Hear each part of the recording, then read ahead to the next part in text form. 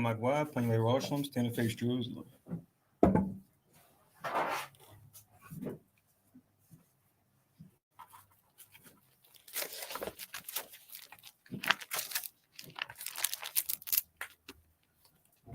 Blessing of the new moon. Barakatha Yahweh, Basham, Yahweh, Asherah, Nathan Lanawa, Achadash, Bashalawam, the water, Amen. Blessed are you, Yahweh, in the name of Yahweh Shah, that gives to us the new moon and peace. Thank you, so be it. Quiet, everything. Ta'alia Ma'ah Shariah Machad, Psalms 121. Anya Rayam Mayamya Oh Hariam Mayan Yabawa Zoria Yabawa Mayahawa Shashab Shemayim Warataza La Yanathan Lamawat Ragalia Yala Yanawam Shashramarka Hana La Yanawam Wala Yeshan Shashumar Yashrilib Yahweh Shamaria Yahweh Tazaliad Ayo Yim Yed Yawamam Hashamash La Hakaya Wayarak La Balayala Yahweh Yashamaria Makab Ra Yashamar Napasha Yahweh Yashamar Habalakya Wabawaya My Fa wa Aid I will Basham Yahweh the water Aman. Psalm 121. I will lift up mine eyes unto the hills, from whence cometh my help. My help cometh from the Lord which made heaven and earth. He will not suffer thy foot to be moved. He that keepeth thee will not slumber. Behold, he that keepeth Israel shall neither slumber nor sleep. The Lord is thy keeper. The Lord is thy shade upon thy right hand. The sun shall not smite thee by day, nor the moon by night. The Lord shall preserve thee from all evil. He shall preserve thy soul. The Lord shall preserve thy going out and thy coming in from this time forth and forevermore. Amen. Shema Yasharallah, Hero Israel. Shema Yasharallah, Yahweh, Elohai Noah, Yahweh, Akad. Shema Yasharallah, Yahweh, Elohai Noah, Yahweh, Akad. Shema Yasharallah, Yahweh, Elohai Noah, Yahweh, Akad. Deuteronomy 6:4. Hear, O Israel, the Lord our power is one Lord. Amen. Thapala Yahweh, the Lord's Prayer. Abinawa Shabbat Shemayim Kodash Hayya Shanka Yahweh Malakwath Kab Taba'a Ratazawanka Hayya Aisha Baratazam Kaba Shemayim Natamanawa Lacham Yawam Zad Wasalakla Nawa Kabawap Nawa Kasalak Nawa Kabawap Yanawa Walla Abiyarnawa Oh Nasayawan Abel Hawashinawa Murray Kaya Laka Hamalakwa Wa Allah Wa Thapara Why Walam Aman. Matthew 6:9. After this manner, therefore, pray ye, our Father which art in heaven. Hallowed be thy name, thy kingdom come, thy will be done in earth as it is in heaven. Give us this day our daily bread, and forgive us our debts, as we forgive our debtors. And lead us not into temptation, but deliver us from evil. For thine is the kingdom, and the power, and the glory forever. Amen. Ha'aisha Ramatazawa, the Ten Commandments. La'ad, Yahayat, Lakad, Alahayim, Akarim, Alapanyat, La'ad, Thaishat, Lakad, Paso, Wala'ad, Thaibadam, La'ad, Talakwaka, Shamwat, Yahawat, Alahayaka, Lashawat, Zakat, Ath, Hayawam, Hayawam, Hashabeth, Hashabah, La Kodashwad, Kadashwa, Kabad, Kabad, Abiyaka, Wa Abiyaka, Amaka, Wa Amaka, La Ad, La'ad, Daratazak, Taratazak, La Ad, La'ad, Tana'at, Tana'at, La Ad, La'ad, Daganab, Taganab, La Ad, La'ad, Dainad, Tainat, Shakur, Shakur, La Ad, La'ad, Takhamad, Takamad, Ko, Ko, Asherat, Asherah, La Ra'ika, La'aika, Aman. Aman. Exodus 20:2. I am the Lord thy power, which have brought thee out of the land of Egypt, out of the house of bondage. Thou shalt have no other gods before me. Thou shalt not make unto thee any graven image or any likeness of anything that is in heaven above, or that is in the earth beneath, or that is in the water under the earth. Thou shalt not bow down thyself to them, nor serve them. For I, the Lord thy power, am a jealous Father, visiting the iniquity of the fathers upon the children unto the third and fourth generation of them that hate me, and showing mercy unto thousands of them that love me and keep my commandments. Thou shalt not take the name of the Lord thy power in vain, for the Lord will not hold him guiltless that taketh his name in vain. Remember the Sabbath day to keep it holy. 6 days shalt thou labor and do all thy work, but the seventh day is the Sabbath of the Lord thy power. In it thou shalt not do any work, thou, nor thy son, nor thy daughter, thy manservant, nor thy maidservant, nor thy cattle, nor thy stranger that is within thy gates. For in 6 days the Lord made heaven and earth, the sea and all that in it is, and rested the seventh day. Wherefore the Lord blessed the Sabbath day and hallowed it. Honor thy father and thy mother, that thy days may be long upon the land which the Lord thy power giveth thee. Thou shalt not kill, thou shalt not commit adultery, thou shalt not steal, thou shalt not bear false witness against thy neighbor. Thou shalt not covet thy neighbor's house, thou shalt not covet thy neighbor's wife, nor his manservant, nor his maidservant, nor his ox, nor his ass, nor anything that is thy neighbor's. Amen. Yeshabra, be seated.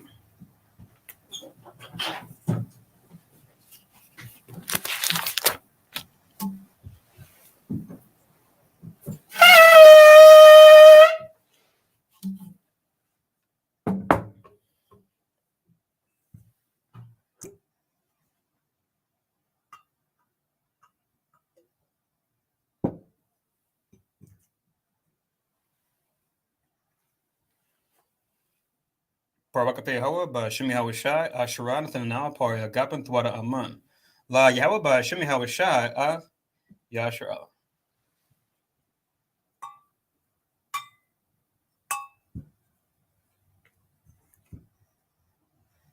English translation: Blessed are you, Yahweh, in the name of Yahweh Shai, that gives to us the fruit of the vine. Thank you, so be it. To Yahweh, in the name of Yahweh Shai, with Israel.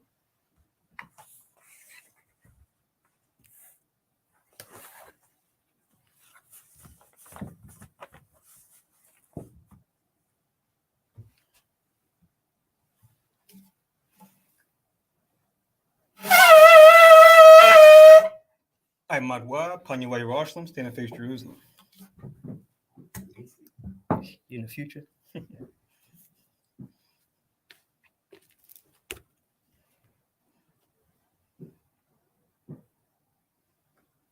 Barakata Yahweh, Haggadah, Rakawam, Abiyar, Wanawa, Alyawan, Malak, Shemayim, Warataza, Wako, Dabaryam, Kayayam, Wagam, Hamashiach, Mayahawe, Arawanawe, Ahabnawe, Hapalat, Yawa Aitiza, Yahawashai, Zakarnawe, Yahawe, Bartazawan. Aimka, Yash Allah, Zarnawa, Bane, Wasap, Yash Allah, O Nanawa, Yum Yum, Haifa, Kayawamyam, Makudam, Babakusha, Shalak, Mike Allah, Watazawadak, Alahayam, La, Maganawa, Raparnawa, Washamab, Elnawa, Baku, Shalak. Haroka, Shao, Yao, Shai, Lanawa, Lalabadnawa, Rabiam, Kakame, Fabawana, Wada I, Shao, Da Barka, Basham, Yahoshai, Fawada, Thum Yed, Why Willam, Aman. English translation. Blessed are you, Yahweh, the great, merciful, mighty, terrible, most high power, King of heaven and earth and all things living, and also the anointed from Yahweh, our Lord, our friend, the wonderful counselor, Yahweh Shai. Remember us, Yahweh, favorably, your people Israel. Help us build and gather Israel, most high, we beg you, right now, like the days of old. Please send Mike on the righteous powers to protect us, heal us, and watch over us.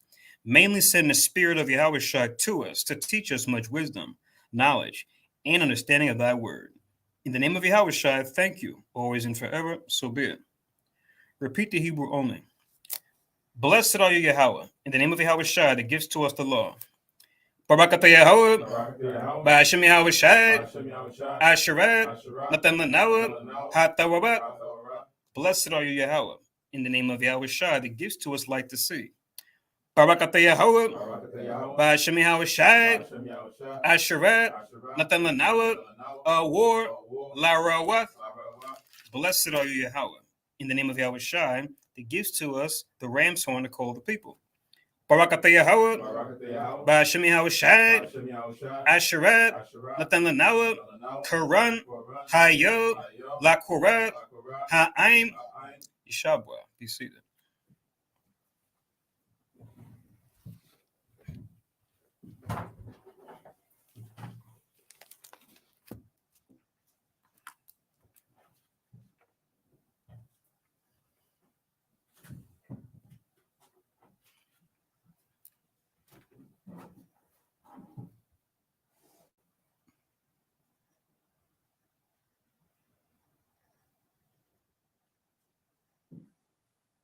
Somebody crack the door.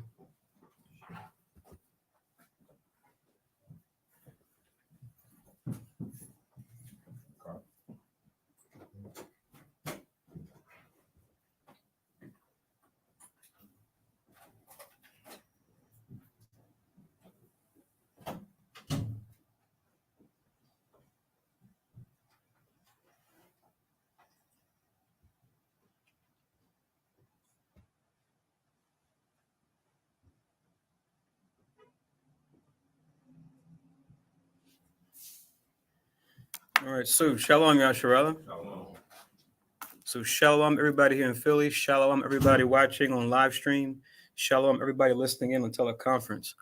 Welcome to Yasharala Kanas, or the Congregation of Israel, where we teach that the descendants of slaves, as well as the indigenous peoples found throughout the Americas mainly, make up the southern and northern kingdoms of the 12 tribes of Israel, and that we fall into a little lower stage of people, politically, economically, even religiously, because we broke the laws of God found in the Bible given to us by Moses, and that we come out of the lower state that we fall into by turning back to these commandments we broke by following Jesus Christ.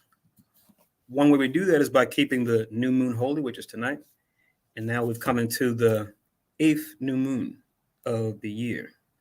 So once again, we're celebrating the new moon and the 8th new moon at that.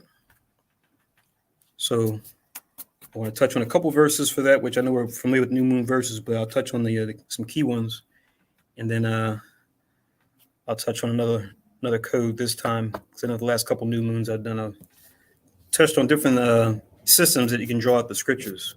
So I'm gonna touch on another one tonight, and while we won't read every reference that we pull, we'll definitely get the scriptures, because there's many parables I'm going to reference tonight. So my name's Nabiyad Zerubbabel. I'll be doing the service tonight. And just write down for your notes that it's according to the Gregorian calendar, October 24th,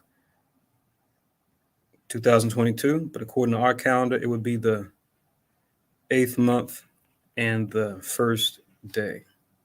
As you see here at the bottom, I have it in the Hebrew, which is a shah, and a ra, which is a shar. And I have a chadasha, which is chadash, which is just means moon, or it's understood as a new moon. Then I have this Hebrew word here, shama-ya na ya, or shamayanya, which just means 8th.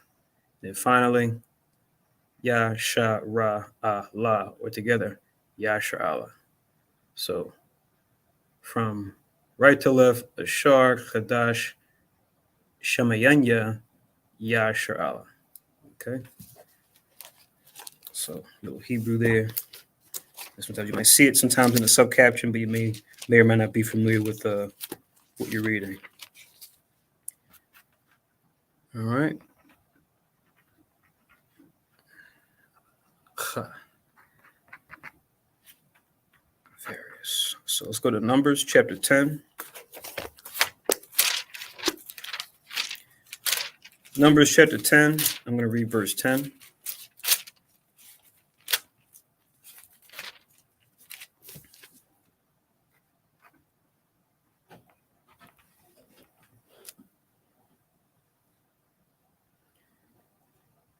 So Numbers chapter 10 and verse 10, it reads, also in the day of your gladness and in your solemn days and in the beginning of your months, ye shall blow up the trumpets over your burnt offerings and over the sacrifices of your peace offerings, that they may be to you for memorial before your God. I am the Lord your God. Right?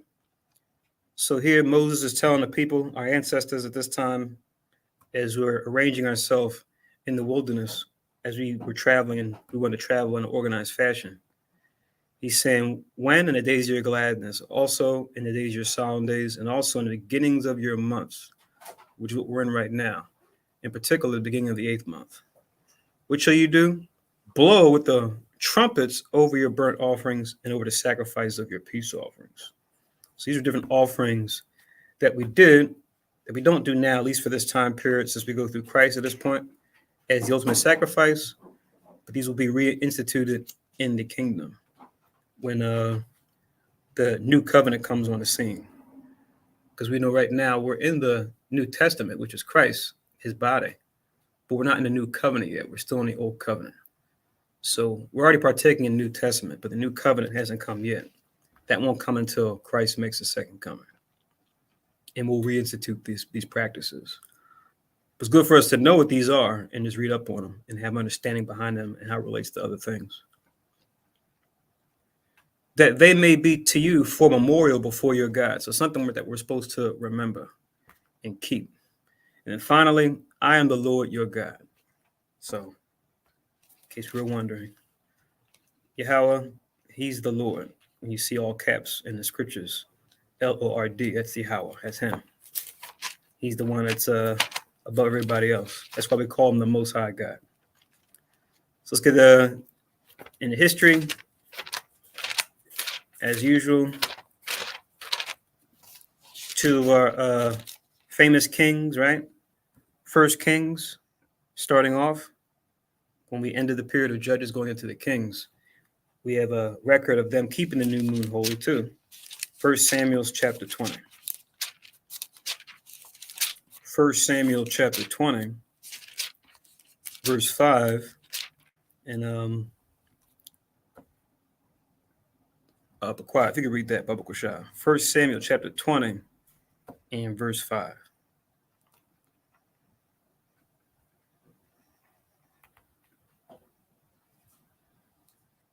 First Samuel chapter 20 and verse 5. And David said unto Jonathan, behold, tomorrow is the new moon, and I should not fail to sit with the king at meat. But let me go that I may hide myself in the field until the third day at even. Right. So David's talking to Jonathan, who is Saul's son. Saul is the king at this time. And he's telling his son Jonathan, who they're really close, tomorrow is the new moon. So whatever new moon it was, it doesn't say, but it was the day before. So right now we're in the new moon, Monday, sundown. This would have been, if it was the day before, we would have said Sunday, sundown, and Monday, sundown would have been the day before this new moon. So the day before. And I should not feel to sit but the king at meat because he was part of Saul's household. So they normally sat down and ate together. But he's hiding from him because, as you read in the story beforehand, the Most High is tormenting Saul with the evil spirit, right? And that's tempting Saul, King Saul, to do the worst, namely come after David, a man who's done no wrong to him, right? Who's only done right by him, to Jonathan's shame. But he says, let me go there, I'm going to hide myself into the fields until the third day at even. So they're pretty much setting up a way to communicate with each other outside of Saul's knowledge, since he's kind of like a fugitive at this point, right? The minute he shows his face, Saul's going to try to get him. So jump down to 24 when they actually do the plan that they set out to do. So David hid himself in the field. And when the new moon was come, The king sat him down to eat meat, and the king sat upon his seat, as at other times, even upon a seat by the wall. And Jonathan arose, and Abner sat by Saul's side, and David's place was empty. Right. So now they follow the plan that they set out to do. Jonathan knows where David's at, but now as we're seeing, Saul doesn't know, right? So he sat down to eat meat. Saul sat in his usual seat by the wall. Jonathan, his son, was there. Abner, his captain of the host, was there. But it says David's place was empty. But now let's see how Saul responds to this situation. Read 26. Nevertheless, Saul spake not anything that day, for he thought something had befallen him. He is not clean. Surely he is not clean. Right. So Saul didn't think much of it because he knew David to be an upright man, a righteous man. So he said, oh, maybe something befell him. He's just not clean. That's the reason why he's not here, because he's usually pretty diligent to come and to keep the new moon holy. There's got to be a reason. It might be it, right? But you go into the laws, different things that can cause a man to be unclean specifically, a woman to be unclean specifically, or either or both, right? Read on in 27. And it came to pass on the morrow, which was the second day of the month, that David's place was empty.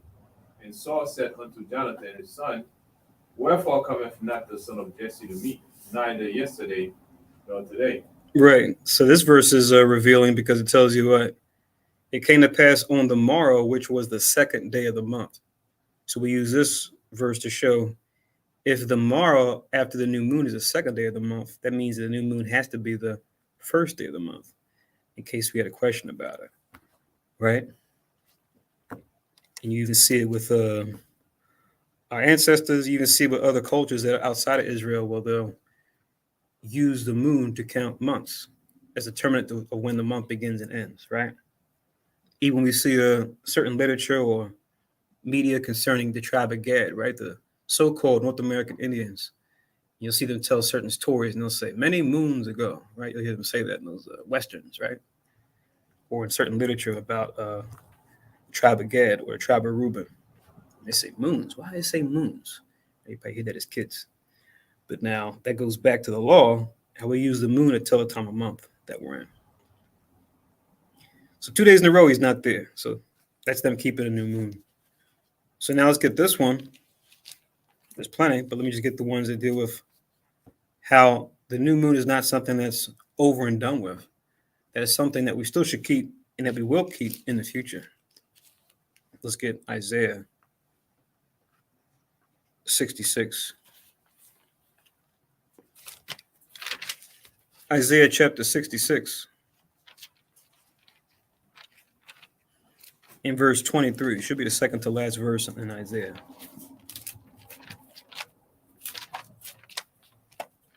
And Manashah, if you could read that, Baba Shah.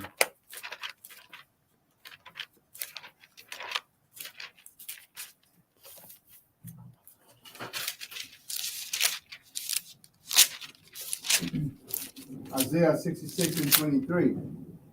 And it shall come to pass that from one new moon to another, and from one Sabbath to another, shall all flesh come to worship before me, said the Lord. Right. So it says, it shall come to pass that from one new moon to another, which we're keeping right now, and from one Sabbath to another, which we'll keep at the end of the week, shall all flesh come to worship before me, saith the Lord of hosts. Saith the Lord, rather. So from one new moon and from one Sabbath to another. So this is a prophecy that hasn't happened yet, but it's letting you know that what? In the future, in the kingdom, that what? We're going to be keeping the new moon. We're going to be keeping the Sabbath. It's not yesterday's news. It's not, oh, that's over and done with. Oh, that was nailed on a cross with Christ, right? Christ came to fulfill the law and all those other nonsense and doctrines that we learned, false doctrines, that is, that we learned growing up in the so-called Christian church, right? It's not true. So it's still going to be kept. You might say, oh, that's the Old Testament. That's Isaiah. So let's get it in the New Testament. So let's go to Colossians chapter 2. Colossians chapter 2. And we'll start from 16 and also read verse 17. And Samak, if you could read that, Baba Kushan.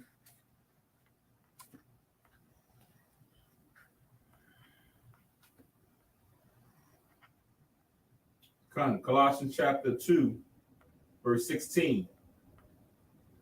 It says, let no man therefore judge you in meat or in drink or in respect of an holy day or of the new moon or of the Sabbath days. Right.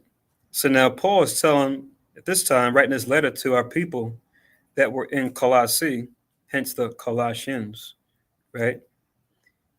He says, let no man judge you, right?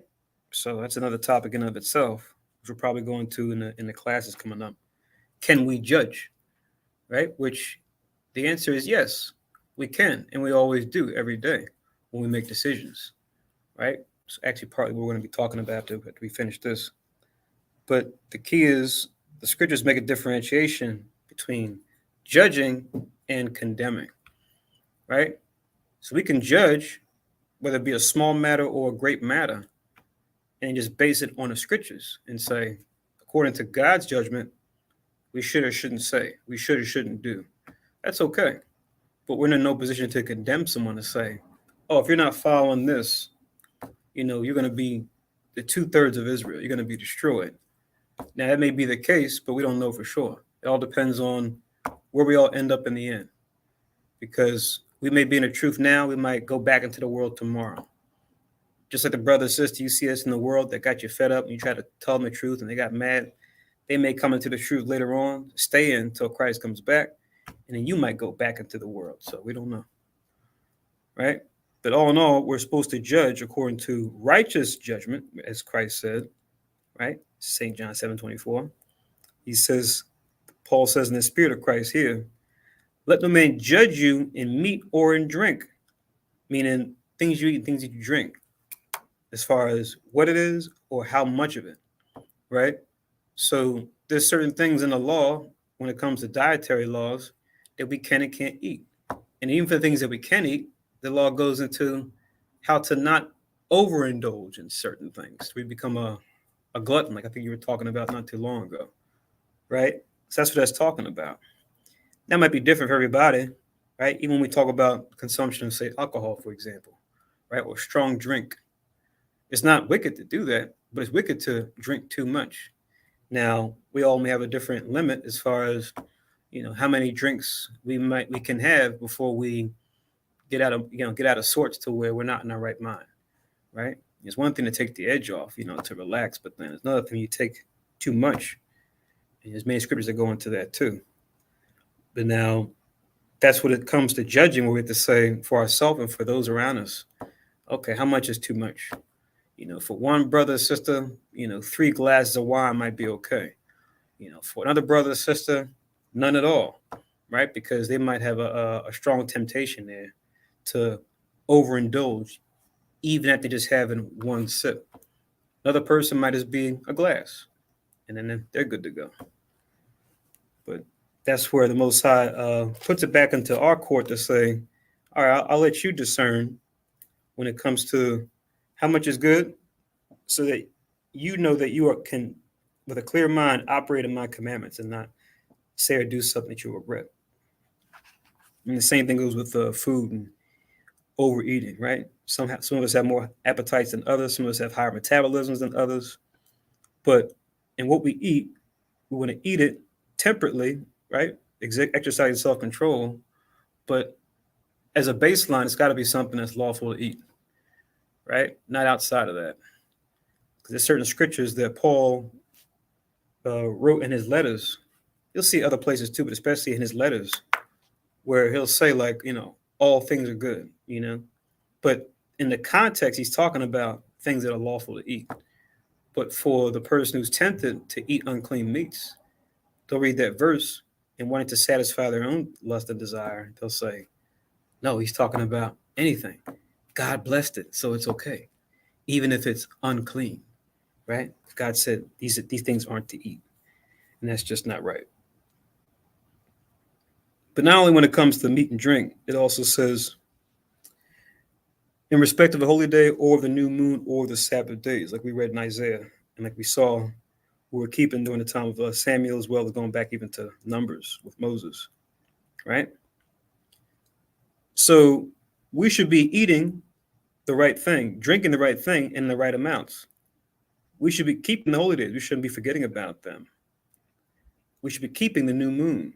We should be keeping the Sabbath day when they come around and how they're supposed to be kept according to the law, right? That's what he's saying here.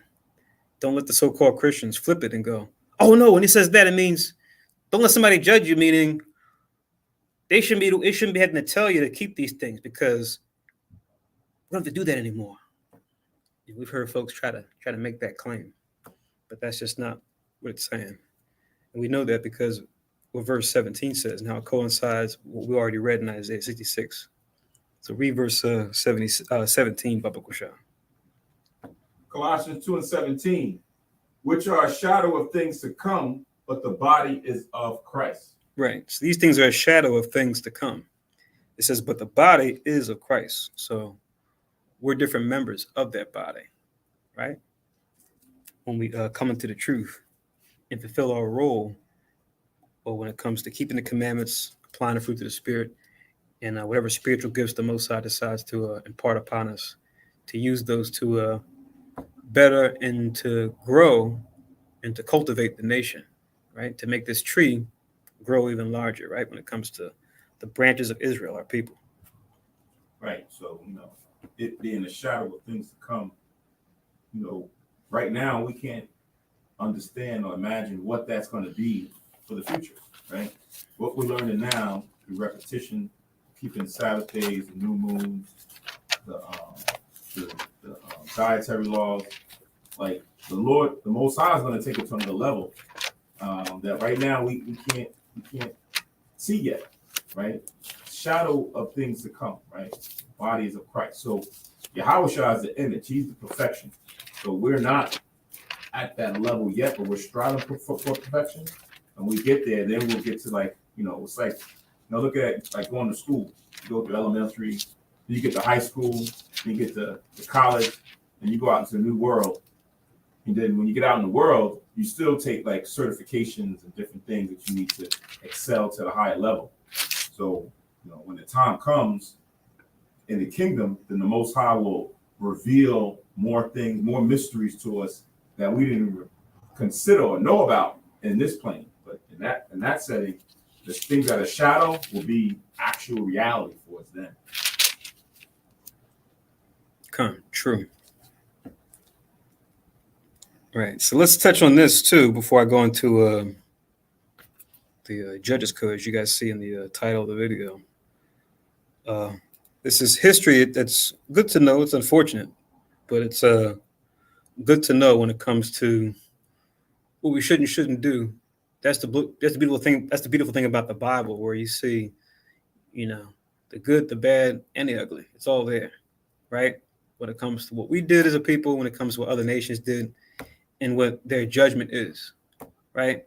So you'll see it, especially for our people, the 12 tribes, but you'll see it for other nations too.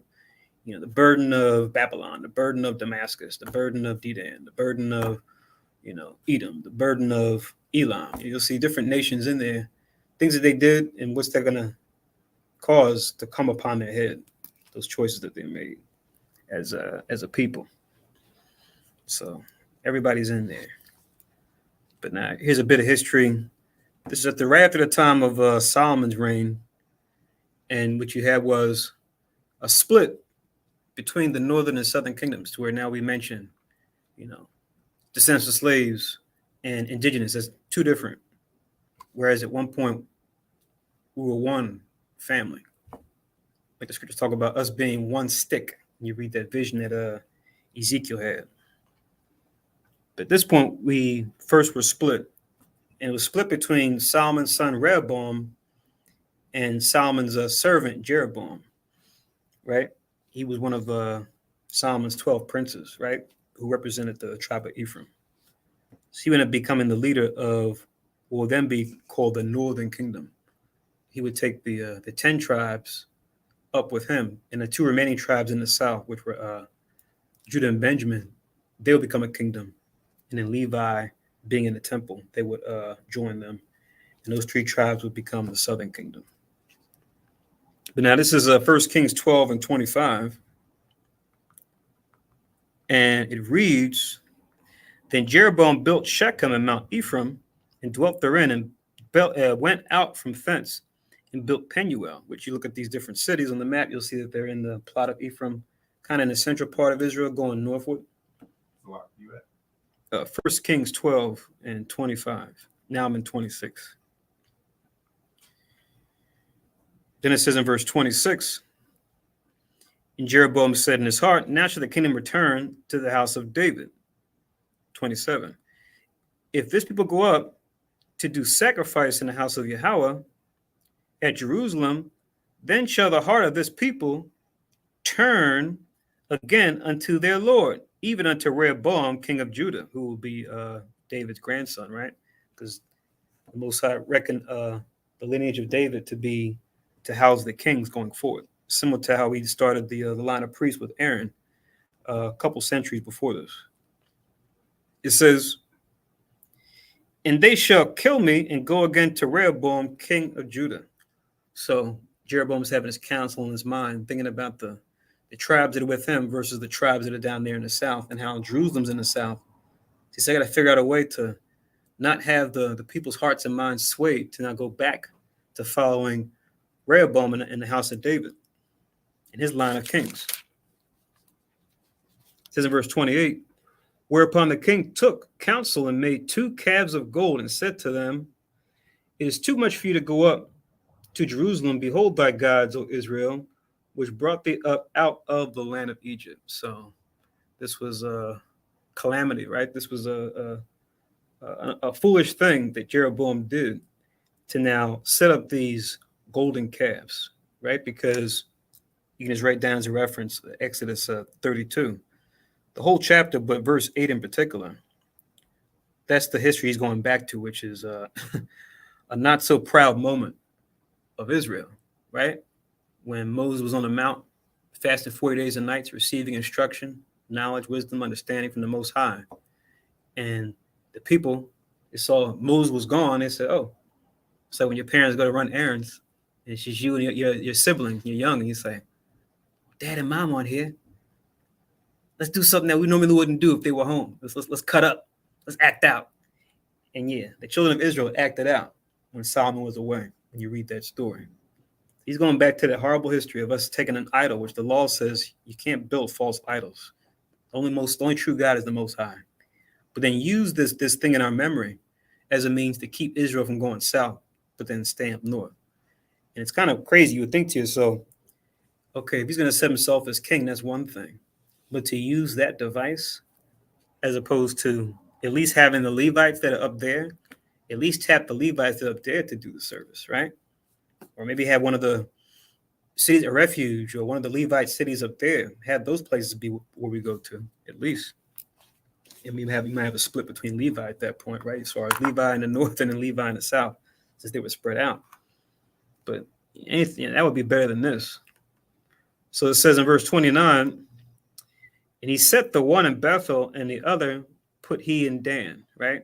So you look on the map, Bethel's like in the middle, like right where the north kingdom starts. And then Dan is further up towards the top. So they had a place everybody could go to, depending on where they were at. It was in the northern kingdom. It says in verse 30, and this thing became a sin, for the people went to worship before the one, even unto Dan. And he made an house of high places and made priests of the lowest of the people, which were not of the sons of Levi. You see that?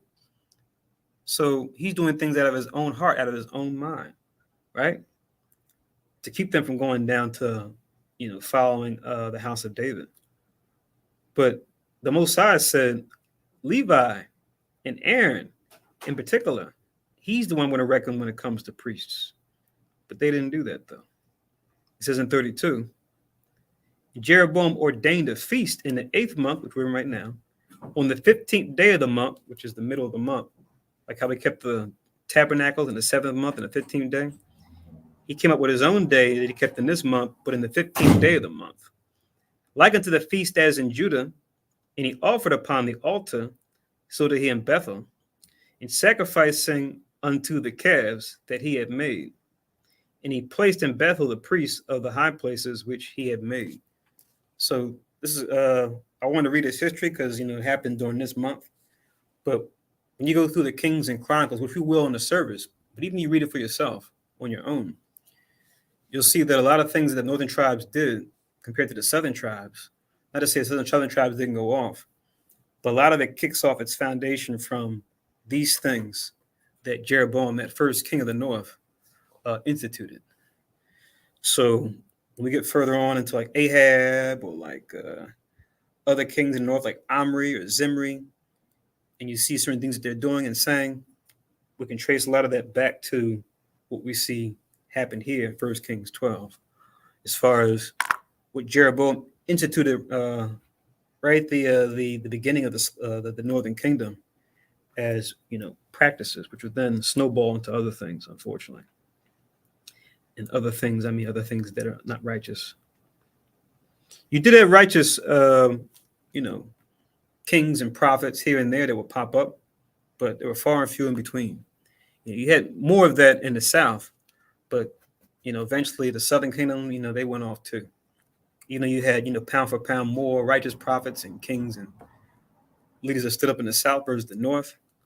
There would come a point when even the Southern Kingdom had to be removed too.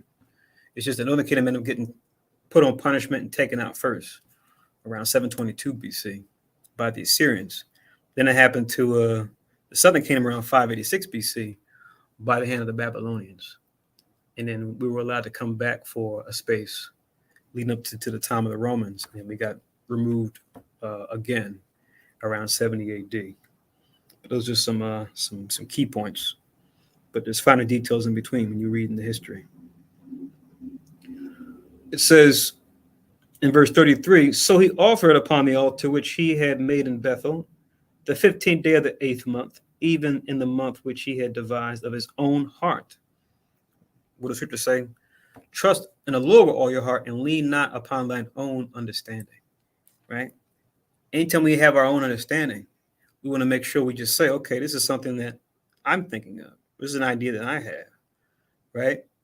But if we have an idea or something we want to put together, to make it strong and sturdy, the idea is to base the structure or base the design or base the intent on what the Most High is talking about. That way what that house will stand, right? That project will have a greater chance of success because you're basing it on the Lord and the Lord's understanding, not your own. Because this ended up being a failure for them in the end. It says, and ordained a feast unto the children of Israel, and he offered upon the altar and burnt incense, right? But like we read, not of the priests of the Levites, but something else. And then just as a reference real quick, I'll just read it in Exodus. Exodus 32.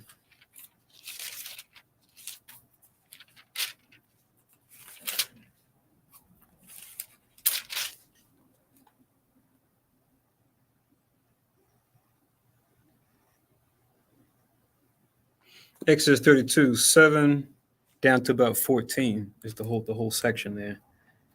As far as the idea that Jeroboam decided to reinstitute.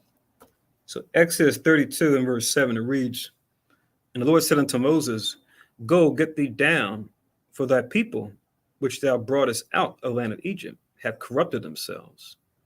They have turned aside quickly out of the way which I commanded them. They have made them a molten calf and have worshipped it, and have sacrificed thereunto, and said, these be thy gods, O Israel, which have brought thee up out of the land of Egypt. And the Lord said unto Moses, it's also showing you what the Egyptians were dealing with as we lived with them for over 400 years. So we got exposed to that. So it was like, oh, let's take an idea. Let's take a chapter out of the book of the Egyptians. And let's do that for ourselves. That's the idea we had. 9 says, and the Lord said unto Moses, I have seen this people, and behold, it is a stiff-necked people, right? Stiff-necked, stubborn. 10. Now therefore let me alone, that my wrath may wax hot against them, that I may consume them, and I will make of thee a great nation. So at this point, the Most High is like, yo, I'm fed up with these guys. I delivered them from their oppressor. I did all these great works to bring down Pharaoh, right? To show my power. And this is how they repay me, right? They want to go and make this golden calf, which is utter vanity. I've showed myself to them. You know, they've seen me. They've seen my power. I knew it was me. But then they still had the audacity to do this, right? It just shows how strong the flesh is, right? To where, you know, people will say, you know, oh yeah, you know, show me something. Show me a miracle. Show me a sign.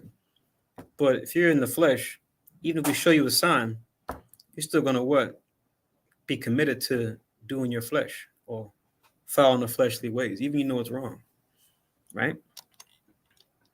So that love really has to be stronger than your desire in your flesh. Verse 10, now therefore let me alone. Oh, sorry, verse 11. And Moses besought the Lord his God and said, Lord, or Yahweh, why doeth thy wrath wax hot against thy people, which thou hast brought forth out of the land of Egypt with great power and with a mighty hand? Wherefore should the Egyptians speak and say, for mission did he bring them out, to slay them in the mountains and to consume them from the face of the earth? Turn from thy fierce wrath and repent of this evil against thy people. Remember Abraham, Isaac, and Israel, thy servants, to whom thou swearest by thine own self, and said unto them, I will multiply your seed as the stars of heaven, and all this land that I have spoken of will I give unto your seed, and they shall inherit it forever. So he's even going back to the records, going back into what happened in Genesis, right? With Abraham, with Isaac, and calling that to the Most High's remembrance. So, you know, the Moses is kind of like our defense attorney, right? We're like the what do you call it? The defendant, right? In the courtroom at this point as a nation. And then we got Moses, our defense attorney, saying, Lord, don't destroy them, right? How's that going to look? These are people that you say you chose and that you would deliver them, and now just take them into the wilderness to kill them off? Like, you know, how could that work? It says in verse 14, the Lord repented of the evil which he thought to do unto his people. So it shows that that close tie that the Most High had with Moses, because even Moses even had to clear it up for his brother and sister, right? Saying, with other prophets I speak to in a dream, but with him I speak like a face to face, like a man to a man, right? So that's something I don't do with any old body. Just showing them, and showing us that read it now, just on the high level that Moses was on when it comes to his righteousness and his fruit of the Spirit, right? But we know ultimately the Most High's will is going to be done in the end. Even though he'll have conversation with his creation, he already knows what's going to happen and what us and other nations are going to say and do before we do it. But he'll humor us. He'll kind of play along with us, right? Even knowing what our response is going to be, as he did here with Moses. So besides Moses and Adam, they were the only two that the Most High spoke to face to face. Meaning, you know, not literally face to face, but in their presence, direct. I suppose so. Something to look into as far as what was, you know, was going on in Genesis. And you got Yahushua too. Well, Yahushua don't count. He's Well, sitting in the right hand of the Most High. uh-huh. That's why it's earthly men outside of Yahushua. I mean, he's already up there. But based on this regular men on like Moses, the only thing I can think of was Adam and Moses. Yes, that's something to look into. I'll definitely go back to Genesis and kind of read it and kind of compare it, contrast it with how the Most High would talk with Moses. But it does seem like does seem similar. And then when I read it directly from Numbers chapter 12, it says, let's see, Numbers chapter 12 and verse 6, just to go along with what we're talking about, since I mentioned it. So Numbers 12 and 6. You want to read that real quick, Baba Kushal, since we're talking about it? Since you asked about it? Just read verses 6 to 8. That should do.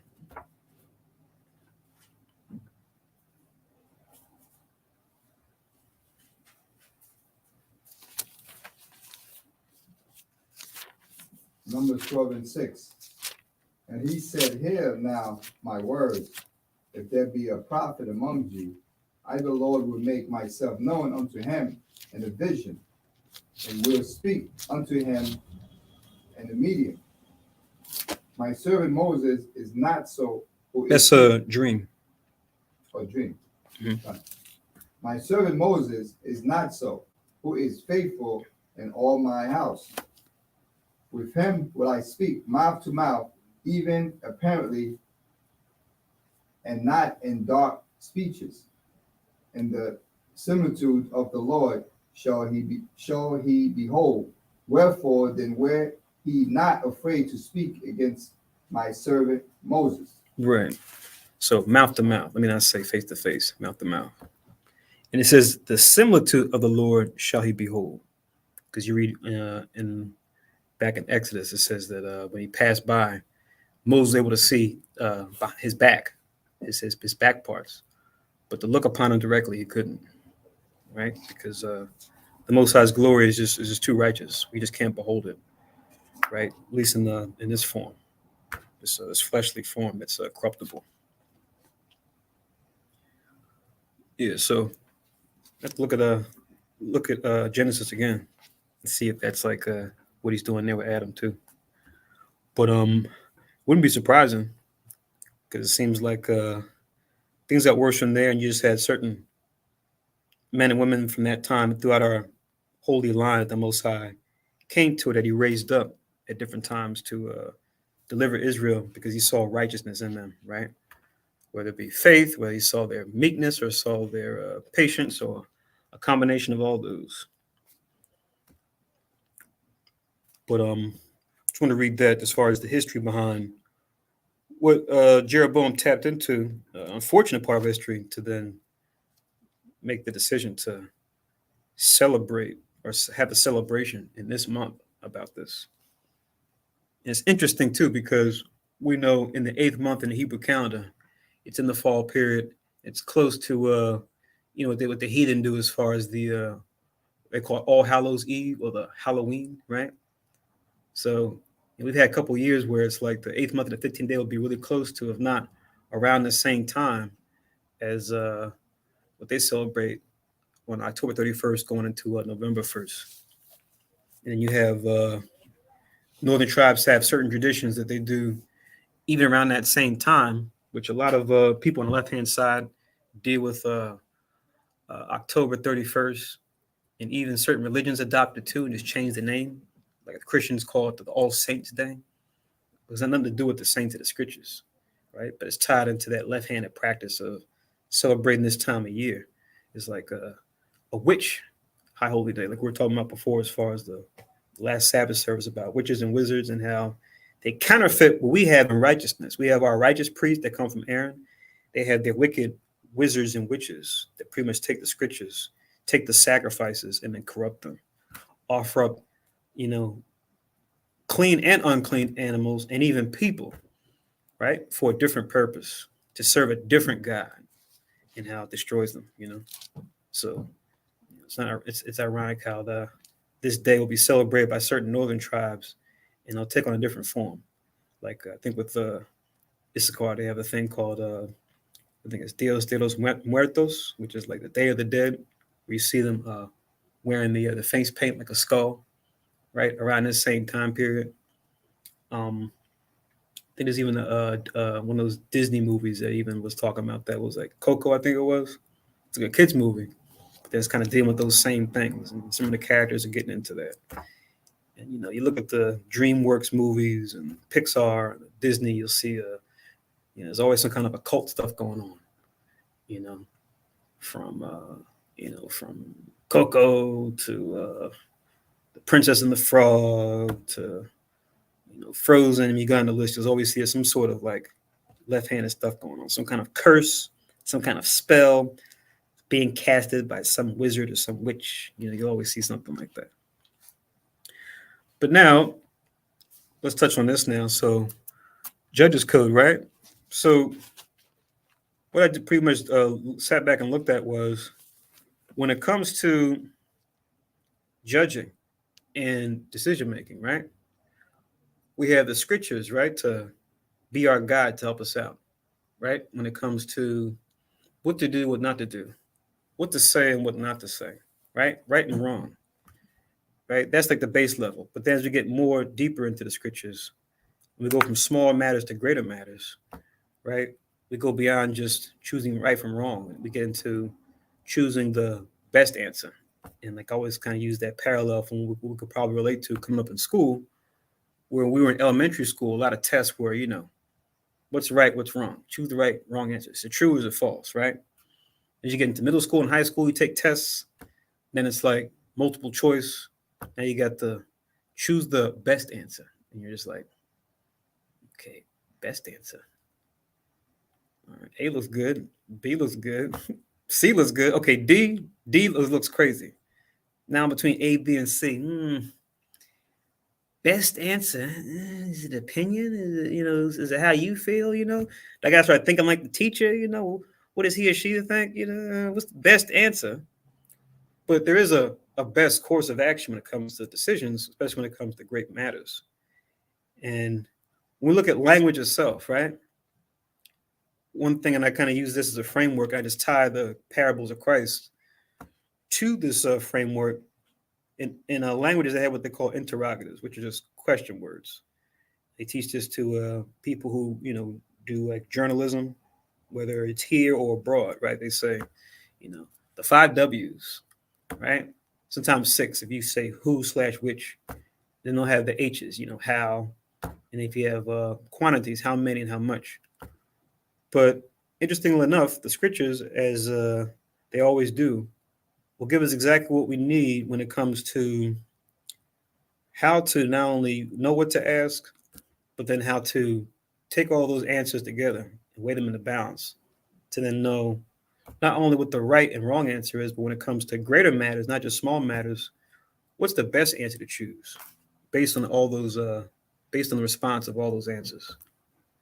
So I start with the W's, right? And then what I do is I list them all, but then I tie them to a particular parable or parables of Christ, because some parables can be used for more than one, right? But now, who, right? When we say the question, who? I know we talk about this during the class when we read scriptures. Who and what are usually the first ones that we always look at when we read not only the Bible, but anything.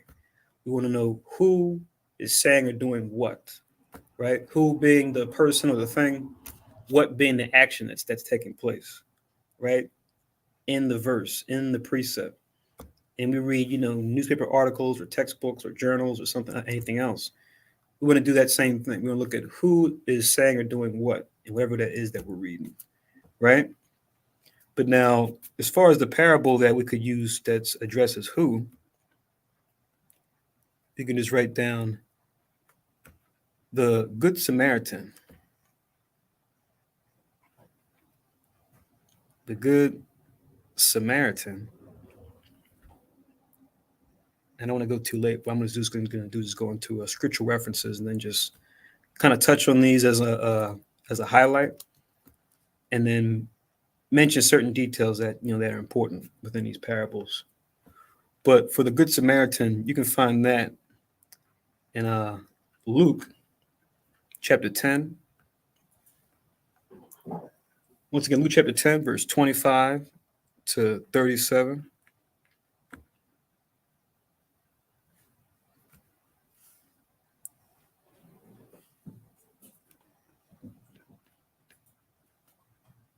When you go into that story, it goes into, the Samaritan who's not our people, but the Samaritan demonstrates character.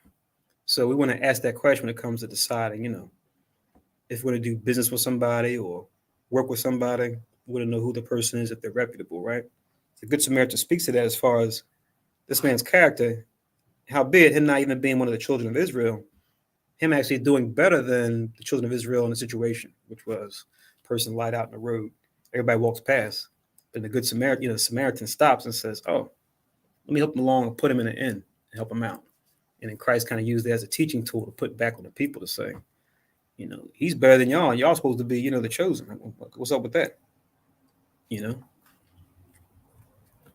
As you get that expression here now with in the modern law, man's law, they'll talk about, good Samaritan laws, good Samaritan statutes. You'll hear about, that reference being made, but it comes from the scriptures, like a lot of things do, even though they may not acknowledge it.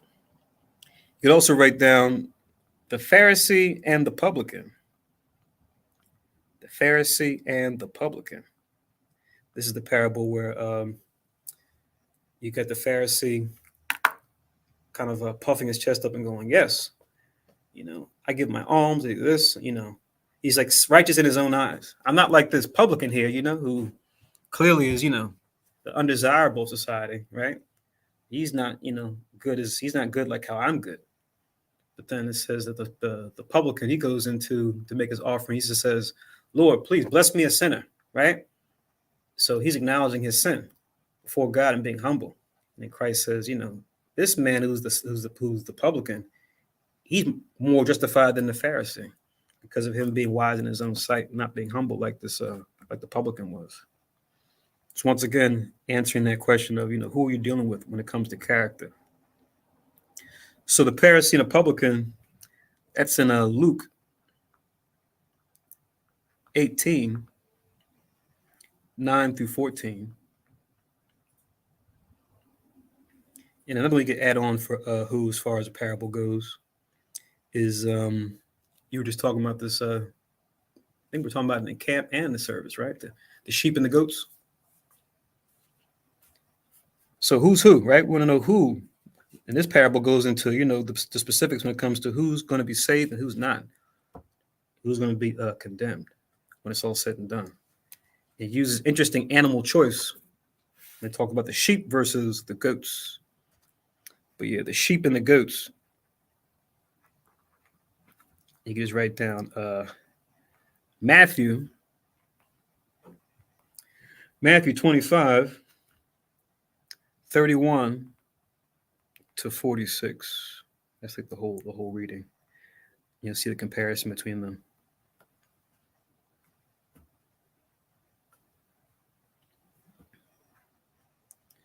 Okay. So now what?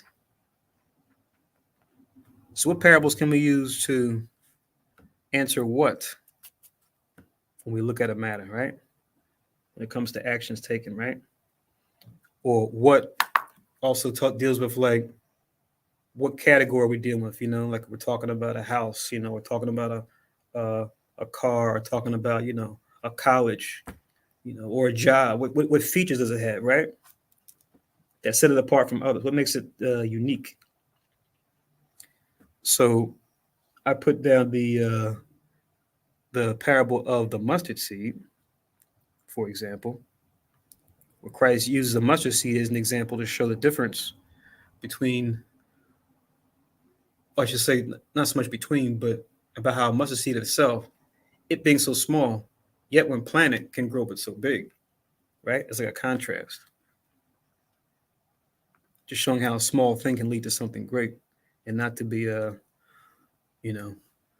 not to just judge it by its cover, And that's in Matthew 13, 31 to 32. Once again, Matthew 13, 31 to 32. Also, Mark chapter 4, verses 30 to 32. Once again, Mark chapter 4, verses 30 to 32.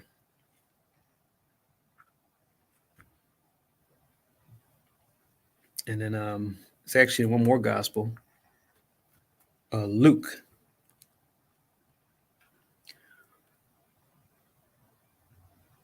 Luke chapter 13, verses 18 and 19.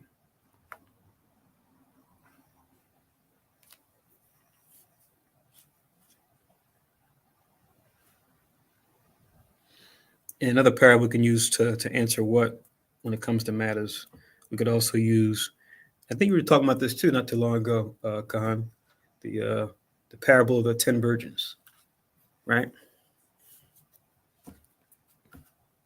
Also a good parable that deals with what you bring with you when it comes to a negotiation or a decision that needs to be made. The importance of having preparation. So that addresses, or that deals with what too. So the 10 virgins, which you could find that in Matthew 25, verses 1 to 13. Matthew 25, 1 to 13, above the section for the sheep and the goats, that parable, and it goes in the same chapter. But the parable of 10 virgins is Matthew 25, 1 to 13.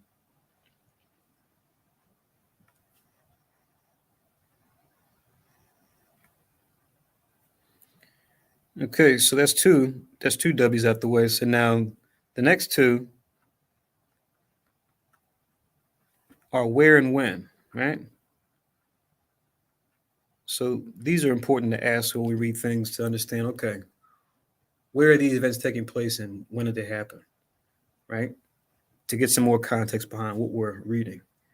In the case of the Bible, it gives us some more background when we read, say, a letter of Paul or one of the Gospels of Christ's disciples, or a letter of a major or minor prophet, as the scholars call them. Where they wrote it and when they wrote it was like, it'll provide good background information or useful background information so you can know, oh, okay, this is what was going on during that time, or this is where this was taking place when Jeremiah wrote, say, Lamentations, for example, right? He was in Israel, but it was during the time of the king of Josiah when he died, and that was a great lamentation that was made throughout all Israel. So those questions are good to answer when you read certain books in the Bible. Anything, of course, but I'm just saying as far as using the Bible as an example, that would be useful. Because otherwise you just say, okay, just call Lamentations. Just talk about, stuff dealing with Israel going through hardship, but what's really going on here? But that's the story behind the story. So for where Christ gives us a couple parables that are similar, that actually have lost in them, or a concept of something being lost, right? For example, the lost sheep.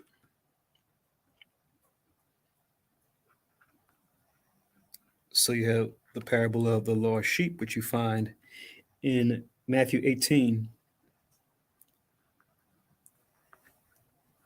10 through 14, where he's got all his sheep, but then he loses one. But he goes out to find the one that he lost. Once he finds it, he's joyous because, man, even though I got my 99 sheep, I'm glad I found this one that went astray, to make my my complete pack of 100 sheep, if that was my total number.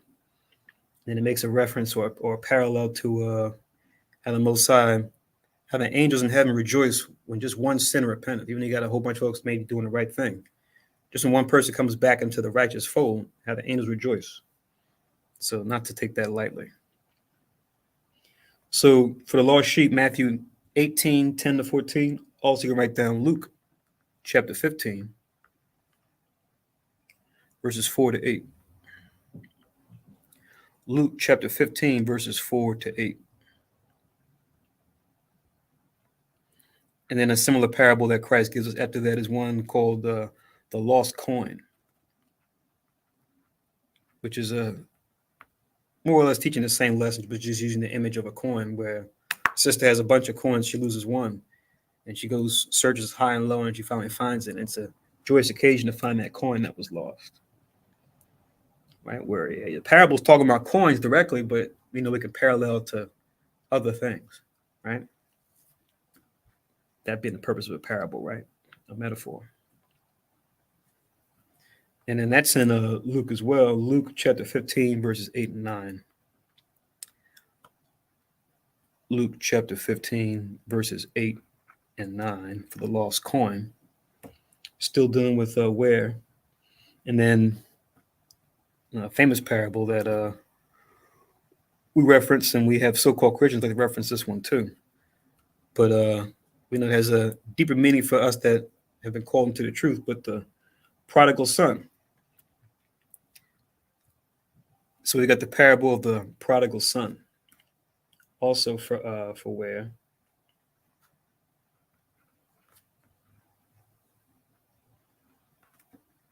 And the prodigal son, you can find that story in Luke 15 as well. Luke 15, verses 11 to 32. With the two boys, the one boy does what he's supposed to do, the other boy is a wayward son, as they say. Went astray, went here, went there, right? Live a life of hedonism and debauchery, right? But then he got humbled in his experiences, right? Brought down low due to wickedness. But then when he came back home, his father received him with open arms, right? And he said, he was such a state to where it was like, look, I only want to have the inheritance of, my brother. Just let me work for you. Even in your lowest position in your household, Dad. I'm just glad it's to be back. So he just saw a total change of heart after all the hardship that his prodigal son had gone through.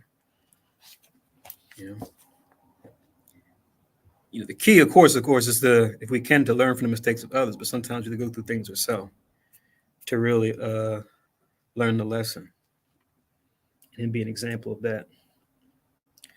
So now for when, now we have the word or the question when. Like I said, I'm just calling it the 5 W's since we're speaking English, but you could apply this to any language, because with any language you're going to find interrogatives, right? And you look at their grammar, right? They're going to be asking the same questions and whatever they write down too. So when I have the parable of the friend at night. Now, this parable we may not be familiar with, or we may have kind of read it in passing. But this is the one about the friend who comes knocking late at night. Everyone's asleep. He said, I come from a far journey and, I'm in trouble. I need some help. And even though it's like an unseemly time, because it's a person that you care about, that you're close to, that you want to help, you still extend them, your assistance, right? Like we know, as can happen to us, right? Where we might be traveling somewhere, get into an accident or, get into car trouble or just get stuck somewhere. Maybe we're taking public transport and the last bus didn't come. And then now people you need to reach out to get to back home, they're already tucked in, ready for bed, ready to rest up for the next day. You get that phone call and you go, what are they calling now? So we got a parable for that, right? Because it may not always be convenient, But that's just it. That's just how it works. But for a friend, they're going to still find a way to help their friend out. They're in need, as they are in this parable. This is in Luke chapter 11, verses 5 to 8. You can read this. Luke 11, verses 5 to 8.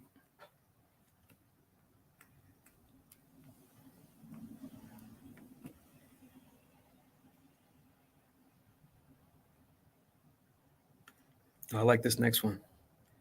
The barren fig tree, the parable of the barren fig tree, right? Which actually links directly to a law in Leviticus when you go into it, where Christ gives a parable about a tree that they plant. It grows up, but then it isn't sprouting forth its fruit as of yet. And he says, okay, give it some time. It's only in its 3rd year. Give it a 4th year, and then if still it doesn't sprout anything, he says after when the 5th year comes in, then root it out, which is funny because that comes actually from the law. When it came to planting actual trees that were for food, there's a law in Leviticus that actually speaks to that, right? As far as how long a tree needs to be nurtured to be considered, okay, useful for food. And even uses, I think, the word circumcised. They say it's uncircumcised if you try to take the fruit too early. It's almost like the other law about livestock when it says a lamb of the first year, right? You can't just eat it when it's less than a year, or offer it when it's less than a year.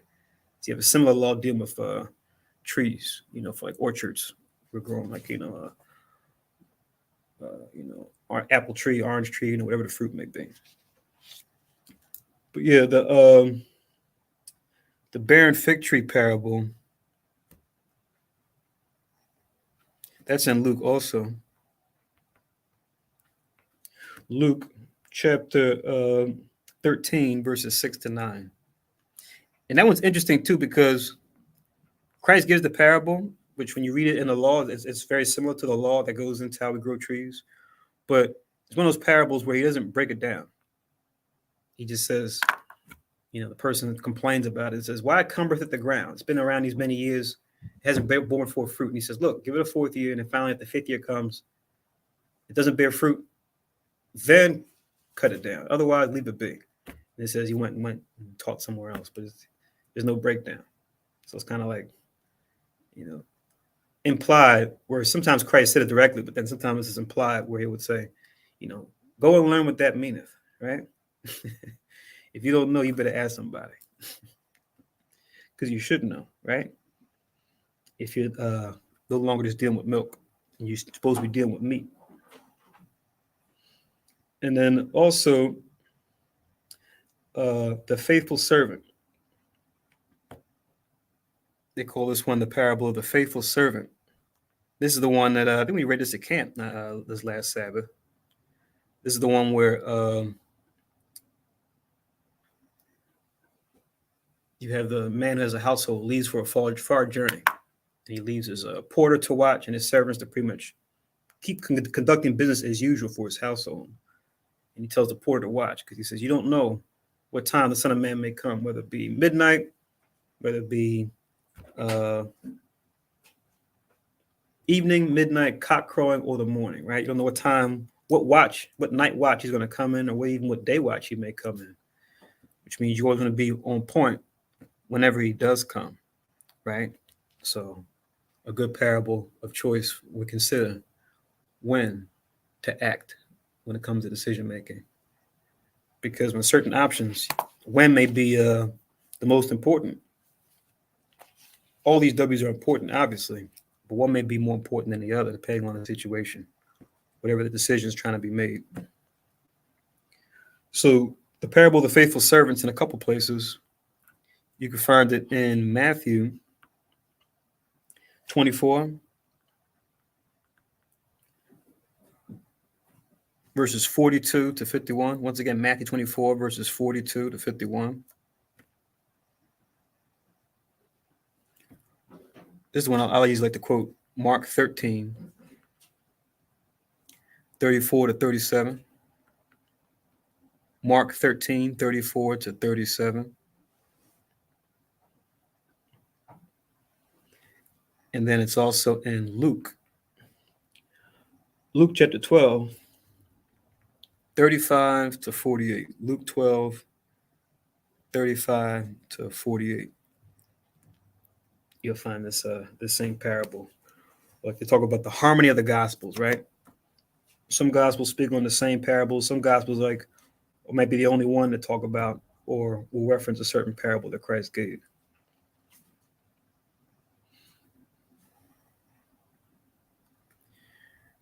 All right, now we're about to get out of the W's and into the H's.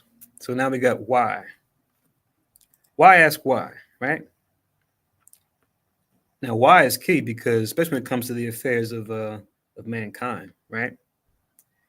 And I got to give this to, arguably the most important parable of all, right? The one parable to connect them all, right? A parable of parables, which is the parable of the sower and the seed. We know we can go to this parable when it comes to what any of us are dealing with, Israel, even the heathen, and we can pinpoint the temptation as far as what's the motivating factor behind why somebody says or does what they do. The parable of the sower and the seed illustrates this for us as far as Christ breaks down temptation, and we can see how we can parallel it too with the temptation he himself went through and how he overcame it.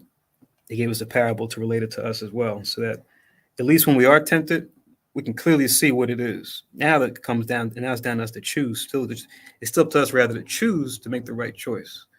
Just knowing is not enough. You get to choose it also, because you can know the right way and still not choose it. So the parable of the sower and the seed, that's in Matthew 13, 3 to 9. Also 18 to 23. Once again, Matthew 13, 3 to 9, and 18 to 23. The 3 to 9 is the parable itself. The 18 and 23 is the breakdown of the parable, right? Because even the disciples said, hey, why do you speak them in parables? And then Christ told them, well, it's given to you to know the mysteries of God, but to them it's not. So now I'm going to give it to you. Make sure you understand this. So it's in Matthew. It's also in Mark 4.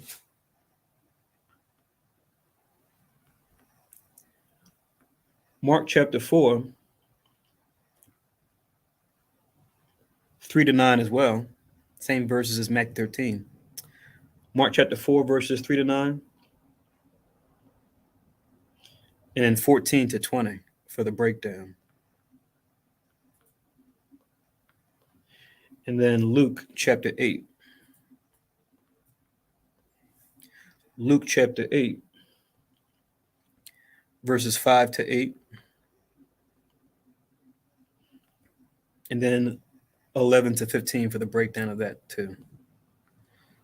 Same time we hear me or anyone else mention, doctrines, afflictions, lusts, right? Those being the 3 categories of temptations. We could take this directly from this parable, right? Which we're all tempted in those 3 general ways, right?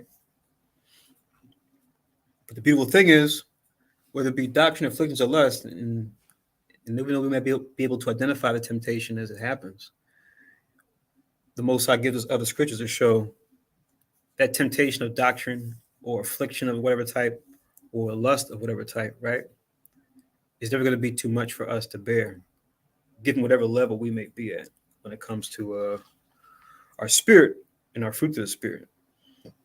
So if our faith is only at, level 3, or our patience is only level 4, he's not going to give us a level 7 temptation or a level 8 trial. It's not going to happen. He's only going to give us level 3 and level 4 stuff until we get to the next level and that we're ready.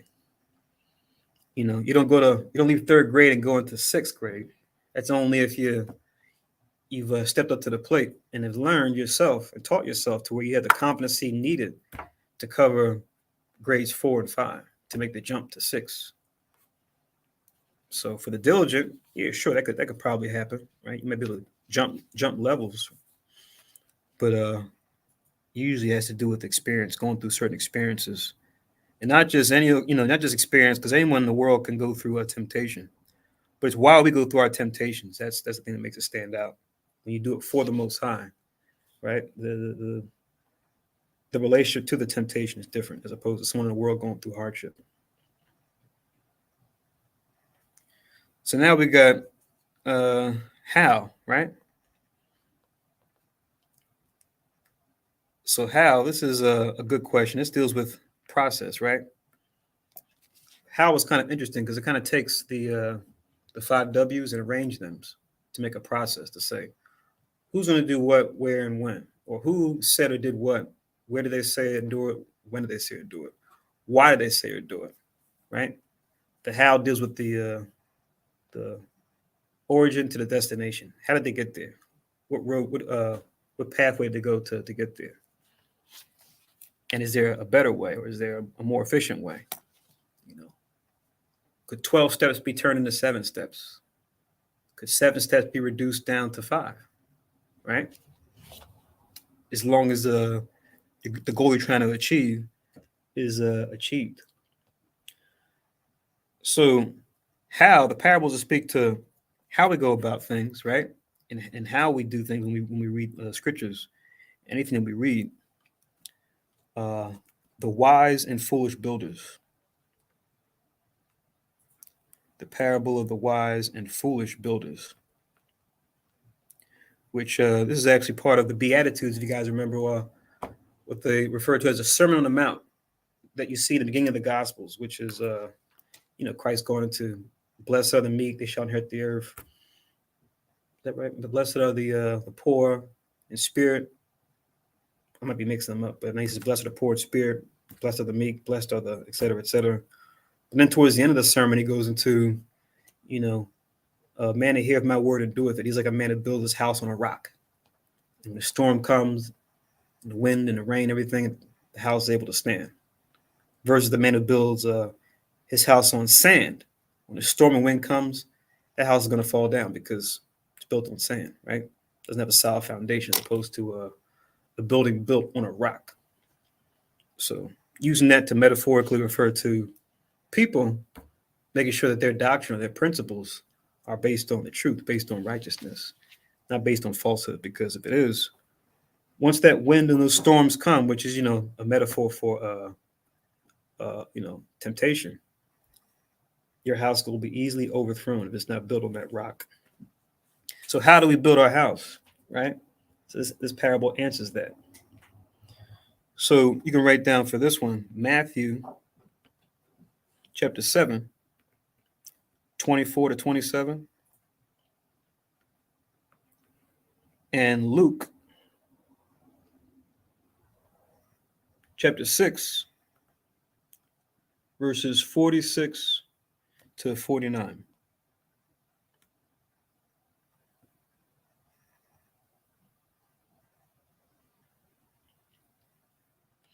And then another one I got for Hal is I think you were reading this not too long ago, Kahamba Quiet. I think you were going into it one time. I'm not sure if it was for a service or a class, but the parable of the strong man, right?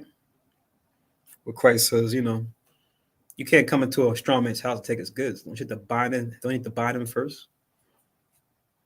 So once again, going into how you go about things, right? What's your method to get from point A to point B, whenever it is you're trying to accomplish, right?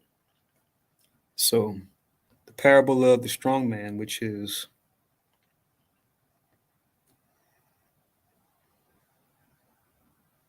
okay, there we go.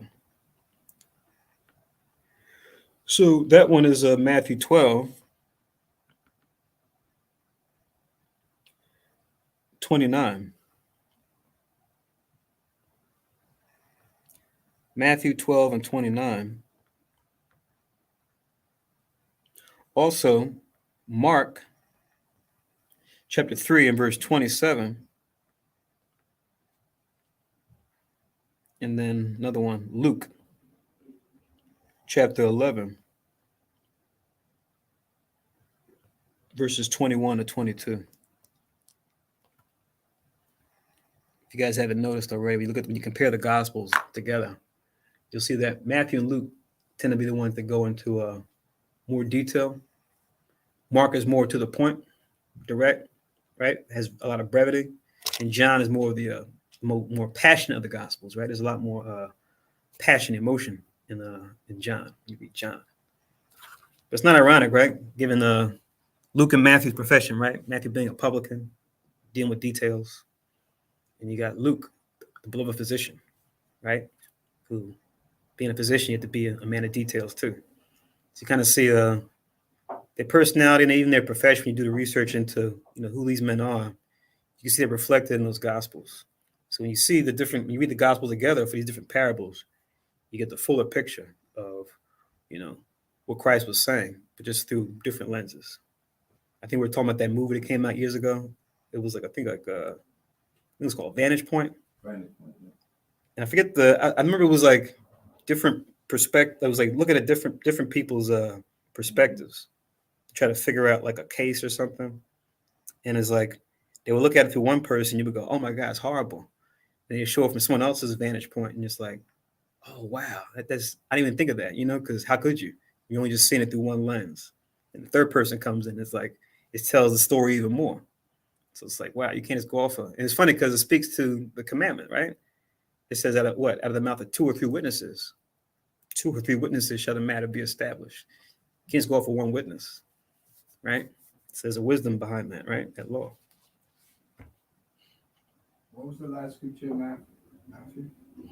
12 and 29 about the strong man, or the one for the The one right before Luke 11, 21, 22. Mark 3 and 27, and then Matthew 12 and 29. They're all talking about the same thing. That's the parable of the strong man. What you said was Matthew 12 and 29? The strong man, parable of the strong man. That you have to buy before you can. No, the scripture, Matthew 12 and 29. Yeah.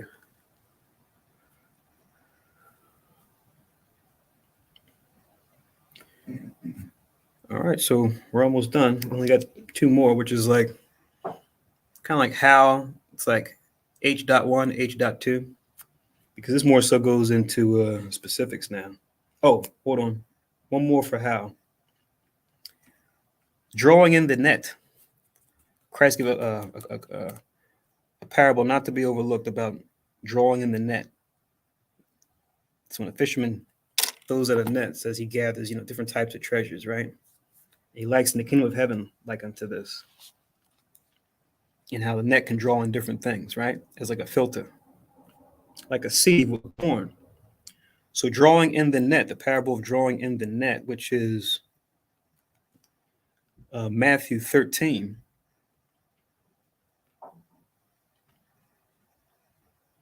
(47 to 50).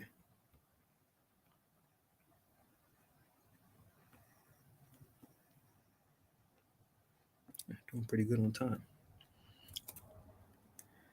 So now we have the 2 subcategories of how, which is how many and how much, right? This is like level 4. So level 1, when you read something, you want to look at who and what, right? The persons and the things, as well as the actions, things that are taking place. Second, where and when is this happening? Third, why and how is this happening, right? To get more context. When it comes to the scriptures, we know it's always the Most High, the Most High's will. When it comes to like news articles, they'll oftentimes come up with, their own idea, which may be right, but oftentimes it's propaganda can kind of seep in. They'll give their own version of why something is happening or how something happened, right? Like when people talk about, oh, I can't trust the news, fake news, or can't trust a spy if he's giving an interview. But no, you have to understand the art of lying, and it goes right back to these W's, right? See, the key is not to blatantly lie, because that'll just turn off people. You usually keep the who and what and where and when intact. You keep that intact, but then the why and the how is usually where they try to twist you when it comes to the story. You can leave that up in the air, because we focus on just mainly the who, what, and the where and the when, right? And in this part we're about to go into now. But when the why and the how, that'll give you an idea of whoever wrote the article, or the people that run the newspaper, or whatever the publication is, their frame of thinking, or the frame of thinking that they want people to have when it comes to the current event that they're reporting on. So there's an art to listening to the news where you don't just say, oh, just turn it off, it's all lies. No, it's all about having a method to pull out the lie from the truth of what you're hearing, right? And look no further than this the fundamentals of interrogatives when it comes to language. Like I said, we could be speaking Chinese, Japanese, we could be speaking Russian. I don't. Doesn't matter what reading level you're at, right? If we're talking about a nursery rhyme, or we're talking about a white paper, from some STEM white paper, or some medical journal, or some legal document, you can't get around these interrogatives. You can't get around the W's and the H's.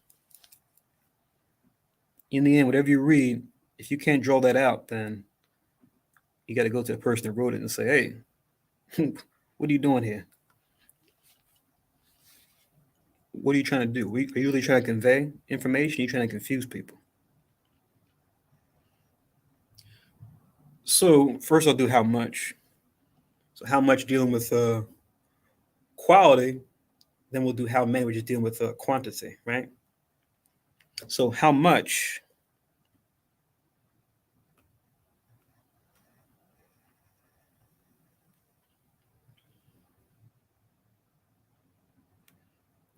The workers in the vineyard, the parable of the workers in the vineyard. I think we were just talking about this not too long ago, right, Kahan? About the some went out there at 6 a.m., some went out there around 9, some around 5 p.m., and finally 6 p.m. The guy who gave him the jobs, he said, okay, everybody gather around. Everybody got the same thing. How much? Hold on, he got this much. I only got this much, but I was here since the beginning. And he said, who are you to tell me what to do with that which is mine? Right? Did you not agree for a penny? Isn't that what our contract was based on? And that parable rubbed folks the wrong way then and now, right? Because I'm not sure we were having this conversation about, or I saw maybe on some video being streamed about, you go to get something for a certain price at a store, and then your friend goes to that same store and they come back and they go, oh yeah, I got that jacket. It cost you $400. It only cost me, $150. What? And the person who got it for $400 is going to have some issue, right? They got to go back to the merchant and be like, what's going on? The guy over here got it for $150. He charged me $400. They look at you like, you got your receipt. The price is the price when you got it. So I guess the key is to be the one that gets it for the cheaper price. Because that's where the question of when might come in, right? Because how much something is might be different depending on when you go to get it. Do I need to spend this much now? Can I wait to when there's a sale? Or wait till there's a person that's in the store that I know that, I have a good rapport with that can, give me a better deal, right? So these are the W's and the H's working together. So the workers in the vineyard, which deals with how much, that's Matthew 20, chapter 20, verses 1 to 16. Once again, Matthew chapter 20, verses 1 to 16.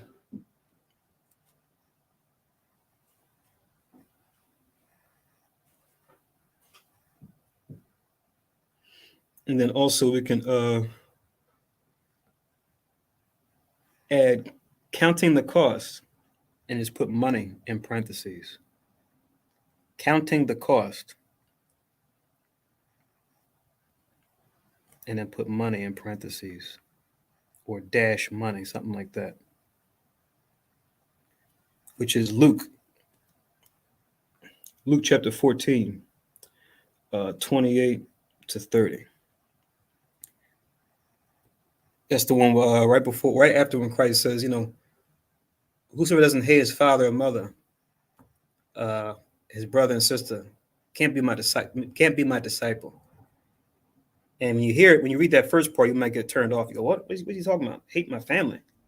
How does that work? It's the law says love, honor your father or mother.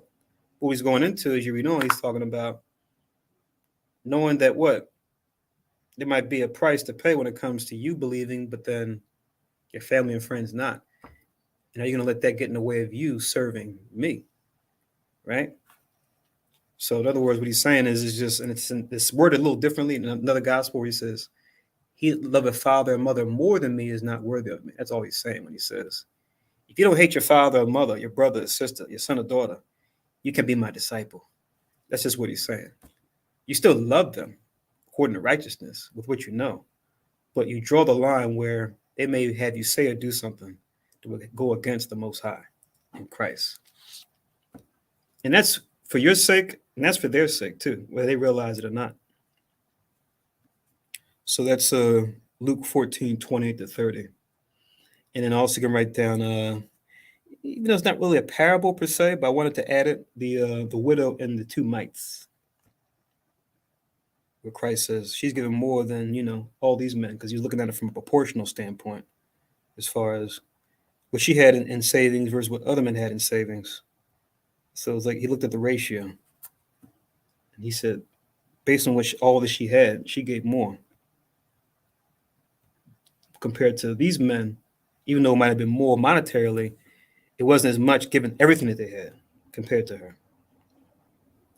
So the woman with 2 mites, and that's Mark 12.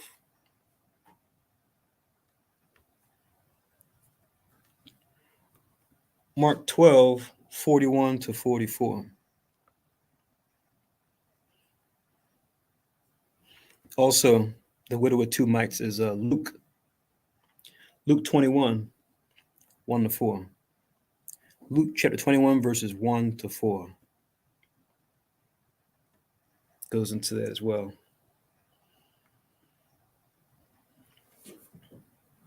And then one more for how many. So you got the 5 W's, and you got how many, how much. So now this is how much. I'm sorry, how many. How many. Once again, how much dealing with quality, how many dealing with quantity. So if we're shopping, how much what's the price? How many is, the unit price, right? Unit price is how much, but then unit price will tell you, okay, if you get this many, you'll pay this much per item, right? I know for you brothers here, you guys know this from having experience in trade as far as getting something retail versus going to the supplier directly, right? Where you get things in bulk for a lot cheaper than getting just a one-off in in a corner store or a poppy store, they say in Philly, or like they say a bodega in New York. Getting a one-off from somewhere like that, or like, God forbid, it's been a while since I've been, but like a amusement park, waiting for, get on a ride. And they got the vending machines. I still remember this, as a kid. Look at that vending machine and saying, what the heck? A 12-liter, Sprite, $3.50. This is like back in like the 90s, 2000s, $3.50. That was a lot for just a one soda, but they charge you that much because it's convenient, because you don't want to get out of line. You might be thirsty waiting for so long. So they're hoping that you're willing to pay that much more for the soda because you don't want to get out of line, Whereas, you leave the amusement park and then go to, BJ's or Sam's, you get a whole big thing of same sodas. And the unit price is like a lot cheaper, like less than $1 per each bottle, So, yeah. But, sometimes you might pay more for an individual item if it's not something you get a lot. But if it's something you buy a lot, you're better off just getting it in bulk and getting it from the supplier if you can go around a retailer if you have a connect. But for how many, you could put counting the cost also, but this time, not just money power, but now we're talking about men or manpower. So counting the cost and put men. Human resources, pretty much. That's what I'm getting at. And that's also in Luke 14. So remember, first Christ gives the example of, who are you building a tower? Don't you sit down and count the cost, but you have sufficient to pay for it? Otherwise, you lay the foundation and they mock and they go, look, they started building and they didn't finish. Then he goes to another example of two countries being at war with each other. He says, do you go to war with them at 20,000 or 10,000, or do you say, okay, maybe I could send an ambassador, an ambassador, and find some kind of peaceful agreement, some kind of workaround, so that I don't have to figure out how many soldiers I want to bring into war, right? Which not only is taking lives, but then the lives of the families that they have, if they get lost in battle. Any wise general, they're gonna put their soldiers out in the battlefield as a last resort. I see here in the chat, I think that's Ratazian. Repeat Luke. The last Luke I did was Luke 21, 1 to 4 for the widow with the 2 mites. I'm not sure if it was that one you were asking for. And then the one for the kind of cost as far as money, that was Luke 14, 28 to 30. But for folks watching, like I said, don't worry if you miss it because it's being recorded. So you can just do a playback. Just play it at like times and a half speed. Just play it quick. That way you can get through it if you missed a verse or two. So after we finish the service, you can just pull up the video later and then jump to the end and just go through it that way. And just play it like you could play it like 1.25 or 1.5 speed. So you get through it quicker to get to the verse that you missed. So yeah, this is Luke 14, 31 and 32.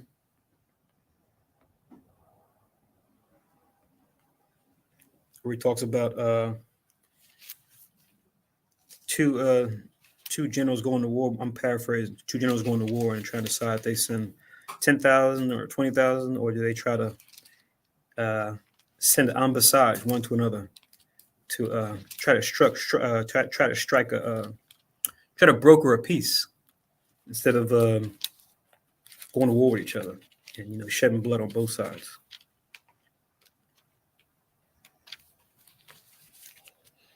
And we just went through first Maccabees. We're just getting the second Maccabees. We saw a lot of that from the Greeks, where they would have on the left-hand side though, where they would they heard about Judas and Jonathan and how strong they were, and Simon, how cunning they were, even though we had less numbers in many cases.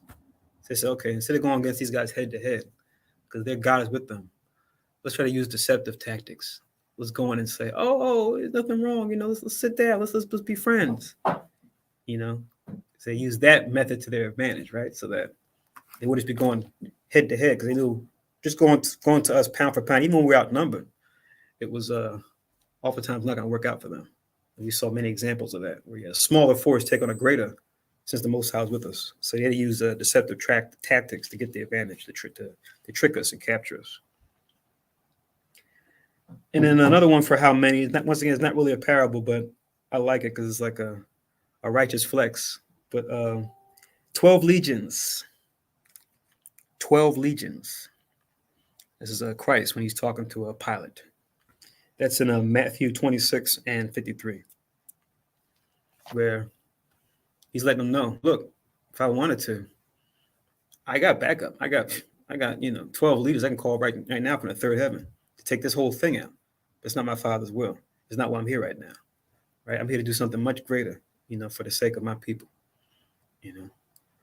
So, Christ is not lacking when it comes to logistics, in warfare. He's good. But his mission was to show us how important the things that you can't see, how much those things matter. Not so much the carnal things, things we can count when it comes to physical strength, but the importance of spiritual strength, which comes with God's righteousness and his fruits of the Spirit, which develop our character. He tried to impress upon us just how much more worthy those things are. And that's what's going to really set you apart. That's how we can be like what Paul said in Romans, more than conquerors through him that loved us. So those that are part of that 1/3, whoever we may be in Israel, will be more than conquerors.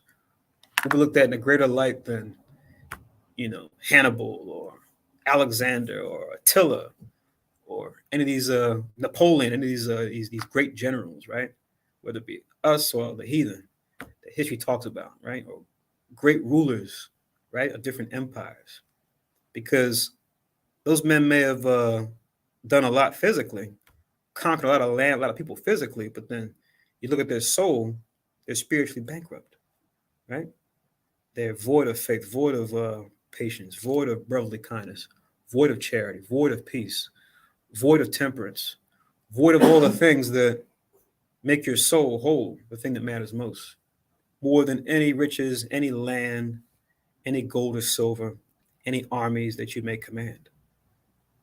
You see, so this is the thing that Christ is trying to impart to us. I keep saying past tense. I mean, it's refer to Christ in the present tense because, like the scriptures tell us, Jesus Christ is the same yesterday and today and forever. Let's not get it twisted. All right, that's it.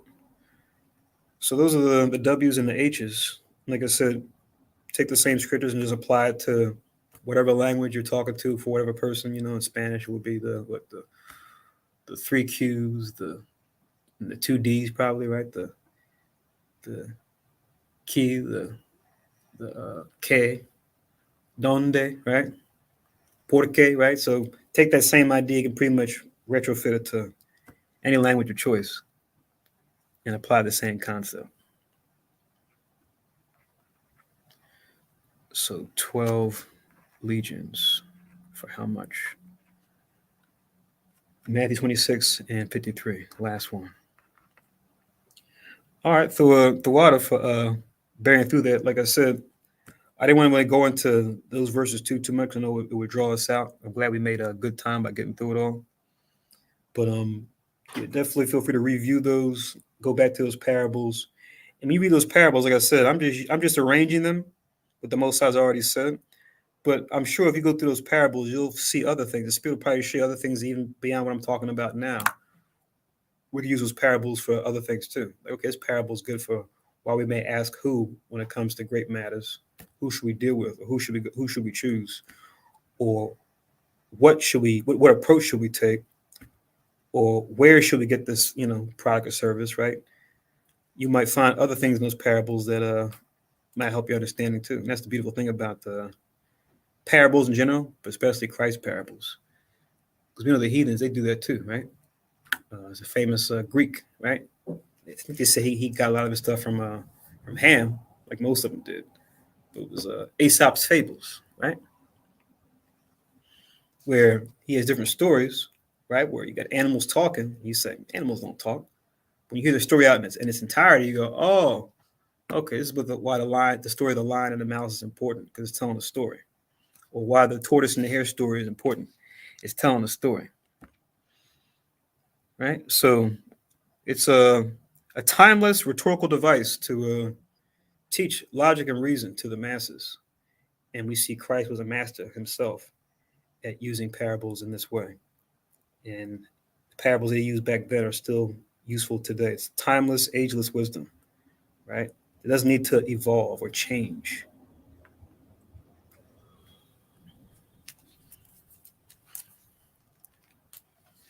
All right, so here we'll make an end. I'll throw out for that verse I see here in Proverbs 14 and 15. The simple believeth every word, but the prudent man looketh well to his going. Con. Let me close out too with these verses when it comes to discernment. Hebrews chapter 5.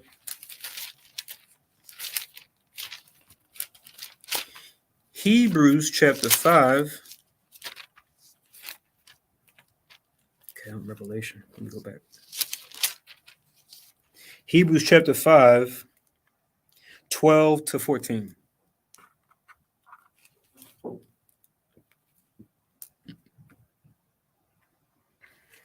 So I want to read this because this is more so going, what we went into tonight is more so going into small matters, yes, but more so dealing with great matters where you're going beyond just choosing the right answer and then trying to choose the best answer given the situation. And answering the right questions and once you get the answers that you need, you can figure out which option is going to check off all the boxes, right? Which option is going to be favorable when it comes to those W's and those H's the most. And that way you can rest easy. Even if things may not pan out the way you expect, at least you won't feel like you jumped the gun. And you'll be confident in your decision because you use the Most High as a resource. You use his son Christ's parable as a resource to ask the right questions. Hebrews chapter 5 and verse 12, it says, For the time you ought to be teachers, ye need that one teach you again, which be the first principles of the oracles of God, and are become such as have need of milk, and not of strong meat. It says in 13, For everyone that useth milk is unskillful in the word of righteousness, for he is a babe. But then it says in 14, But strong meat belongeth to them that are of full age, even those by reason of use having their senses exercised to discern both good and evil. You see that? So exercising our senses. And remember, when we talk about senses, we can't just stop with the five senses, right? We deal with those too, right? Sight, smell, hearing, taste, touch, right? But there's two others too. So link this in Hebrews 5:12-14 with Ecclesiasticus 17.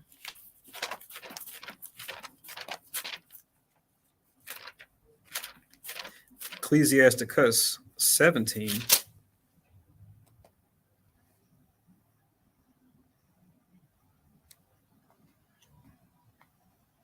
in verse 5.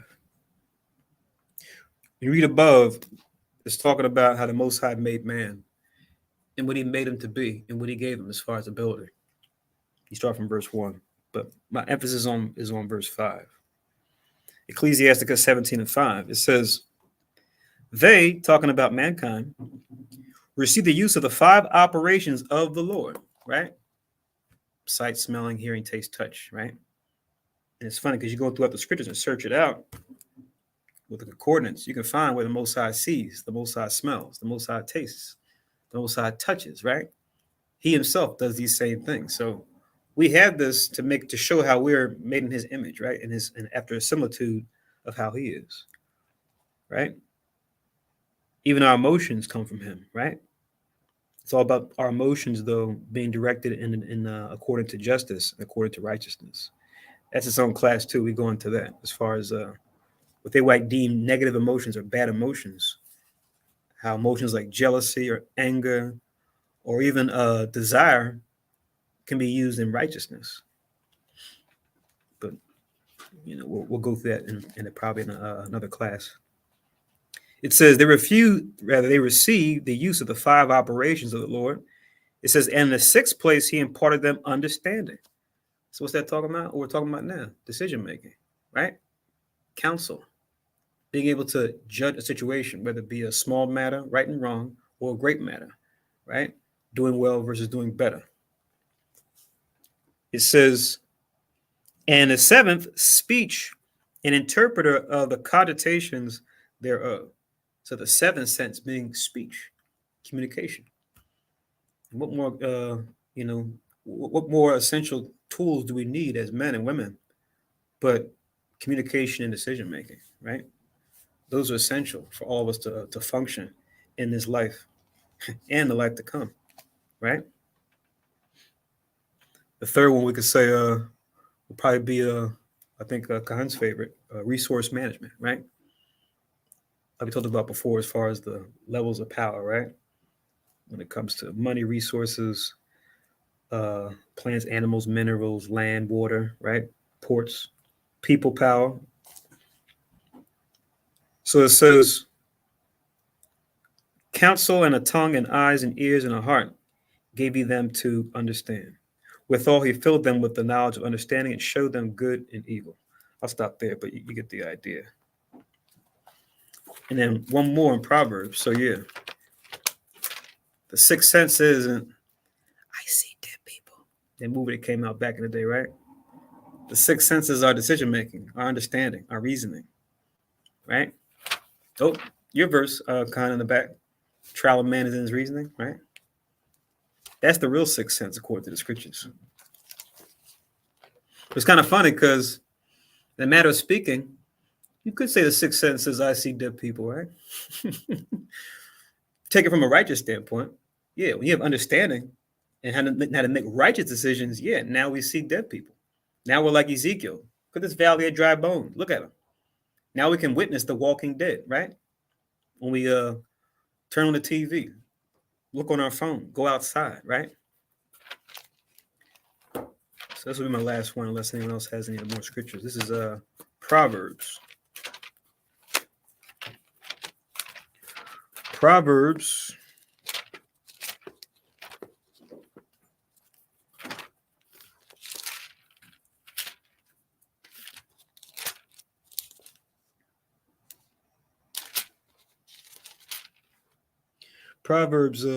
25. And I'll read 1 to 3. Proverbs 25, 1 to 3. It reads, these are also the Proverbs of Solomon, which the men of Hezekiah, king of Judah, copied out. It says in verse 2, it's kind of funny because Proverbs are kind of like Psalms, where most of them may have a certain author, other ones may be someone else, right? Like you got most of them by David, but then you got some like we got a couple by Moses, you got a couple by Asaph, right? One is allegedly by Ezra, but I'm not sure how the scholars prove it. I think they try to say that Psalms 119 is Ezra. I'm just like, interesting. But we know ultimately it's the Holy Spirit. That's just kind of one of those things, might be just nice little trivia thing to kind of search out. Like I'm going to read here. Verse 2, it says, "It is the glory of God to conceal a thing, but the honor of kings is to search out a matter." You see that? So the Most High conceals things, right? He has things in plain sight, but then they're still hidden to us because due to our sin, we've fallen from the way. Our eyes have been darkened. But now as we strive for righteousness, the Most High is more than willing to open our understanding so we can see more of him and who he is and what he's done. So from small matters to great matters, right? It's for kings to search these things out. That's why it says in verse 3, "The heaven for height and the earth for depth, and the heart of kings is unsearchable," right? So as a nation of a kingdom of priests, nation of Israel, our heart should be unsearchable, right? We should allow these laws to come within us and meditate on those laws continually and try to practice them in different ways to where we become like those deep waters, right? That you can't find the bottom. No matter how deep you go down, no matter how much you shine lights down there, you can't see it. Us becoming more like the Most High, becoming more like his son when it comes to depths of wisdom and knowledge. But this is the foundation we're talking about now, right? Decision making, right? Choosing between life and death, blessing and cursing, good and evil, right? All right, that's all I got. Anyone else have any other scriptures they want to bring out? Any other comments before we do the closing prayers? All right. We'll say Ashar Kadash, which we're in the 8th month, like we discussed earlier. Most High's will talk to everybody in the Tuesday and Friday class as usual, as well as the Sabbath service that's coming up this week. And with that, we'll say once again, Ashar Kadash. We'll also say continue to watch and pray as we are close to that day that Christ makes a second coming. La'ilot Tawab. And let's do the closing prayers. Enjoy the day, Israel.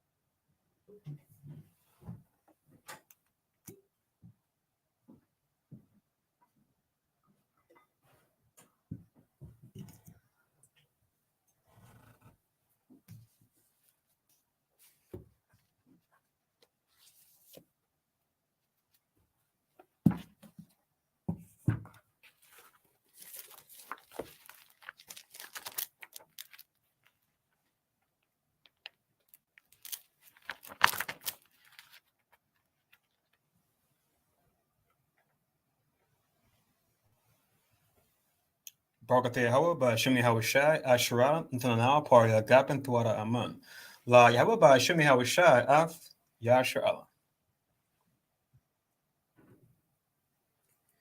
English translation once again. Blessed are you, Yahweh, in the name of Yahweh Shai, that gives to us the fruit of the vine. Thank you. So be it to Yahweh, in the name of Yahweh Shai, with Israel.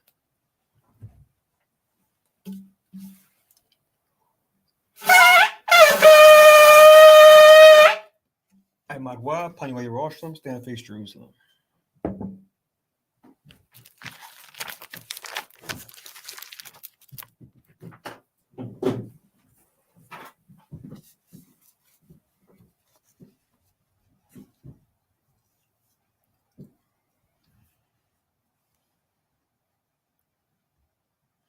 Yahweh Basham, Yahweh Shai, Babakushai, Shemai, Lanawe, I Thai, Yam Yan, I Thai, Shalak, Mike Allah, Walla Allahayim, Tazwadakim, Lashma Ayud, Barak, Rapad, Magan, Wakaziak, Banya, Yash Allah, Washalak.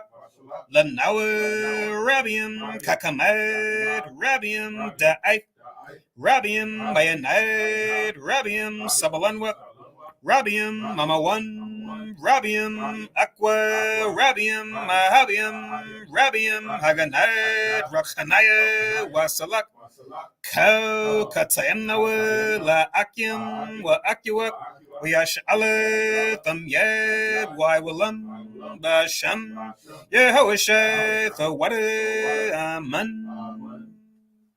English translation, Yahweh. In the name of Yahweh Shai, please listen to us now, right now. Send Mike on the righteous powers to watch over, bless, heal, protect, and make strong the children of Israel.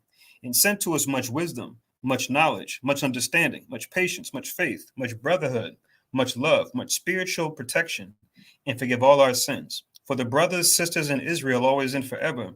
In the name of Yahweh Shai, thank you, so be it. Four Corners Prayer. Yahweh Basham, Yahweh Shai, Barak Nawe, Wayash Ale, Wapath Yasapariam, Shema, Yashivale, Yahweh, Allah Nawe, Yahweh, Achet. English translation, Yahweh. In the name of Yahweh Shai, bless us in Israel in the house of books. Then we said, Hear, O Israel, the Lord our God is one Lord. Now, prayer for the food.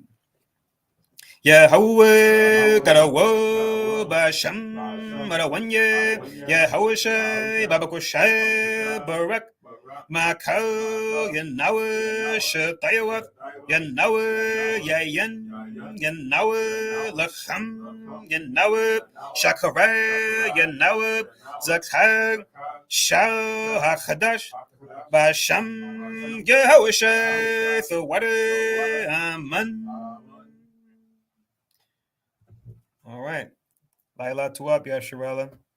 Have a blessed new moon.